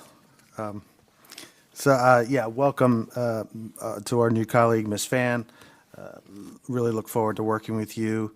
Good luck to all the seniors this year as they embark on the process of figuring out the rest of their lives. No pressure there. Good luck to all the new teachers. Had a chance to go to the orientation event there. The teachers, new staff, whether you've been in the school district or not, whether you're new or not. Thank you for choosing Poway, and thank you for staying here and taking your new roles and new positions and being a teacher here. So we will be the best district in the state with your help. We are a team, but I do want to remind everybody at your sites to be competitive, be a little selfish, advocate for your class or your school, and that's how we'll be the best district in the state. Reflecting on tonight, just quickly, planning and budgeting, like I said earlier, as it becomes a little more predictable, It's better for everyone and better for our processes and better for decisions. And I think we're moving in that direction slowly, little chunks, and we're getting there. So good to see that. You know, of course, the chiller and facilities is certainly top of mind. I'm anxious to get in that workshop and noodle on how we can kind of solve some of these facility problems. I'd like to see us do a better job of communicating, sort of like we did tonight. The good, the bad, and the ugly, you know, in terms of tonight with the tax reductions, that's very good. And the more we can communicate these things, the better off we'll be. In the last meeting before the summer, I did mention a few things that I want us to continue to focus on. Tonight, we did touch on some of those things. You know, of course, land use and facilities, cost control and process improvements to get a balanced budget, academic improvement with the MTSS, and like Ms. Fan said, mental wellness. A few more I'm sure we'll talk about as the year progresses here.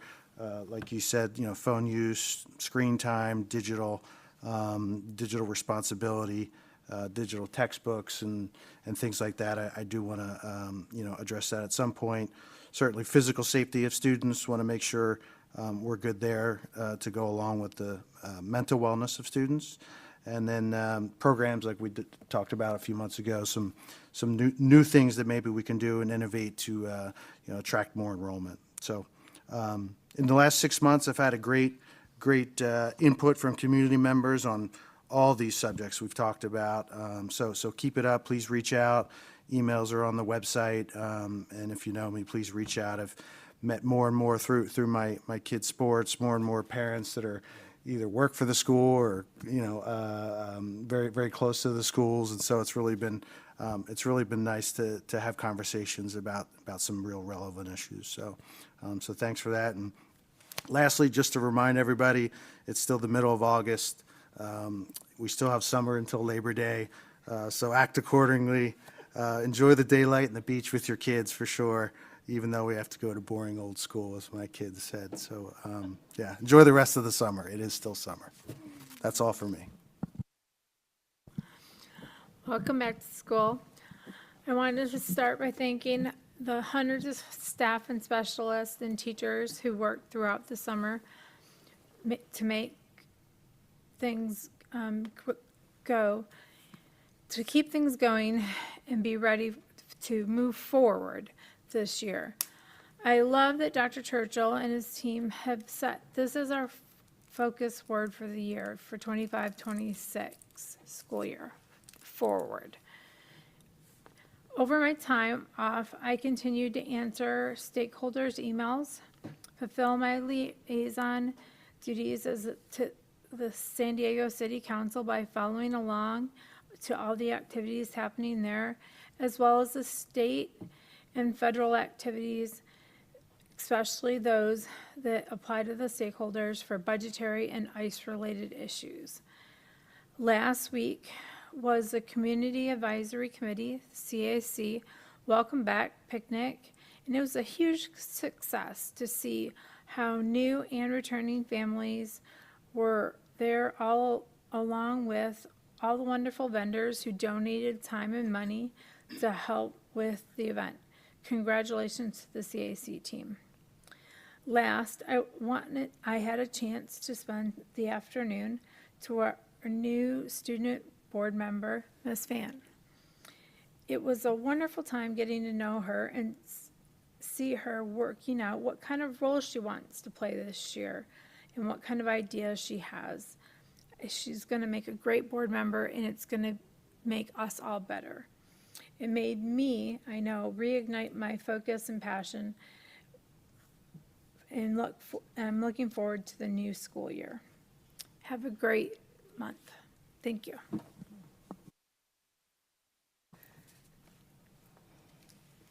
I'm up. Okay. I spent a lot of time at ESU at Del Norte High School this summer, daily, in fact. It was busy with students, lots of staff, the buses, some extra construction thrown in just for fun and challenge. It seemed to go very smoothly from my parent perspective, and I just want to thank everybody who was involved with that at both of the sites, actually, this summer. It was great. Most of us were there at the RB Spirit of the Fourth Parade.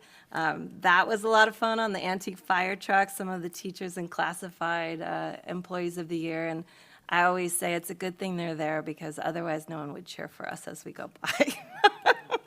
Swim lessons and junior lifeguard classes at Rancho Bernardo High School were well attended by my child as well. And I look forward to hearing the plan for how this program is going to continue next summer. There are a lot of people who love it, and I'm one of them. So let's make sure we have a plan in place so that we're not, waving our hands at the last second trying to get it together. Like everybody else here has mentioned, I really enjoyed getting to know Ms. Fan over coffee. Well, she drank coffee or tea or something. I think I just sat there because I was late. I'm excited about her energy and her ideas, and again, I think she'll be a great representative for our students. I'm thrilled to have her on the team. The all-staff kickoff on Monday. I just want to say that my compliments to Dr. Churchill on a great keynote, and I heard tons of positive feedback, and I learned all those things about skateboarding that I never knew that I never knew. My life will never be the same. Thank you. I know I missed a lot of the preparatory events of staff that, happened before Monday, but my family and I were trying to cram in as much as possible, as Mr. Doherty was suggesting, before knuckling down again for this school year. So I hope you and all the kids in your sphere had a great first day of school. My own was super excited to be back yesterday, and then promptly went upstairs to his room and didn't come out until dinner. So obviously great, but exhausting. There's been lots of shuffling and hiring over the summer. I think we saw that list out of closed session, but the new cabinet is coming together, but not quite complete here. So the new alignment of duties also, I guess, well, I just said it, it's new. So there's a lot to keep an eye on. So I was thinking through a couple of things, and I guess, anybody who's been around knows that I have a strong interest, particularly in maintaining progress in the district's special education department and every school's attention to that work. So the SIPSs that the board approved tonight really drew attention to the need for new strategies to improve academic and wellness goals. And I think, as Ms. Plotsky pointed out, especially for students with disabilities, they're often called out as being, on the low end of the data, but there aren't strategies listed. It's just assumed that will be in their IEP, that'll take care of it. Well, that's not enough. That's never going to be enough. Last check, around 16% of PUSD students access some type of special education service. I did a lot of reading and research over the summer on the topic, and it was really energizing for me. Offered great ideas about more effective discipline plans, co-teaching strategies, and what happens in the most successful IEP meetings. And P.S., the answer to that, according to what I was reading and my own personal experiences, is that one of the best meetings, it will fully involve the students and the parents and make them real partners on the IEP team. They are spaces of positivity and hope and imagination about school possibilities. And I think that our new executive director shares that vision, and I hope we'll push that out more effectively to more families who are engaged in those IEP meetings. That's thousands and thousands of our families. I know Poway Unified staff cares deeply about the work, wants the best for all our kids. I never doubt that, not for a second. I'm going to start making the rounds, visiting sites very soon. There's no way to better understand those challenges and successes. So I can't wait to see everyone in action, and I'm looking forward to a great year. I'm going to keep mine a little short because we've shared a lot. I also really enjoyed my breakfast with Leanne, and it's going to be fantastic. Our future is very safe when we find people like this. I tell you, you're amazing, and you're going to keep us on our toes, which I love. So eager to learn more. I also did the 4th of July parade, and I just want to tell a little funny story because I decided to walk home. And I found out our antique fire truck was on the side of the road. it had run out of gas. So that could have been made for a very exciting parade if we ran out of gas in the middle of the parade. So yeah, that was pretty funny. So sorry, just whew, we got a bullet. It was a leak. There was a leak in it? Yeah. It's old. Yeah. That was kind of funny. The second thing I wanted to give a big shout out to Mercedes and her youth and transition team. I was there and got to refill some of the supplies, and it's so wonderful. These kids get to choose their backpack. They get to choose their colored pencils. They get to choose what kind of Crayola markers they want. And they left with so many different bags. We had to help carry everything out to the cars. And a real shout out to their push to really involve the community, because the majority of the things were all donations, to really make the kids feel good for their first day of school. We even had a hairdresser out there doing first day of haircuts to really make the kids feel really great the first day, which is fantastic. I went to a lot of the kickoffs, and the energy is so exciting out there. I think we have just such an amazing staff who's so motivated and focused to make this just an exciting first year, another year that there's a lot of change, but I think they're really embracing it and excited about it. So thank you to our leadership to really getting everyone on board on that. It's remarkable. I got to tag along, since I don't have kids for the first day of school. I was lucky enough to tag along with Superintendent, and Midland turns 100. They didn't realize that there was a historical society less than a block away, so hopefully they'll reach out to the historical society and really make that connection. And it was so wonderful to see all the little kids, and they're just so cute. And then we went to the high school. We went to Poway High, which was kind of fun because we ended our time there with graduation and to start the year fresh. And again, they went through a lot of change, and I still have some friends there who are very exciting and embracing the changes, so it's going to be another great year. And I asked my new principal, and I'm going to share my favorite first day of school was actually at Midland. And we sat, and they had a little circle of kids, and the teacher was saying, okay, you have to say, my name is, hi class, my name is Ginger. And then everyone in the class had to say, hi Ginger. And that little girl, her eyes lit up. She was so afraid to speak at first, and then when everyone said her name, it gives me goosebumps even remembering it. So I just challenge every teacher to just see each kid as an individual and see what makes them special, and just have a fantastic year. So on that, I turn it over to you. All right, thank you. I agree. We have outstanding staff, and that's something I've really realized over. You don't get to talk. We have outstanding staff, thank you. It's something that I realized over the course of my time here so far. We did get to kick off with all staff on Monday, which was a lot of fun. Thanks to Mount Carmel High School for hosting. Thanks to all of our high schools for encouraging ASB students and others, cheerleaders and others, to be there to welcome staff. The drum line at Mount Carmel High School, the color guard, it was awesome.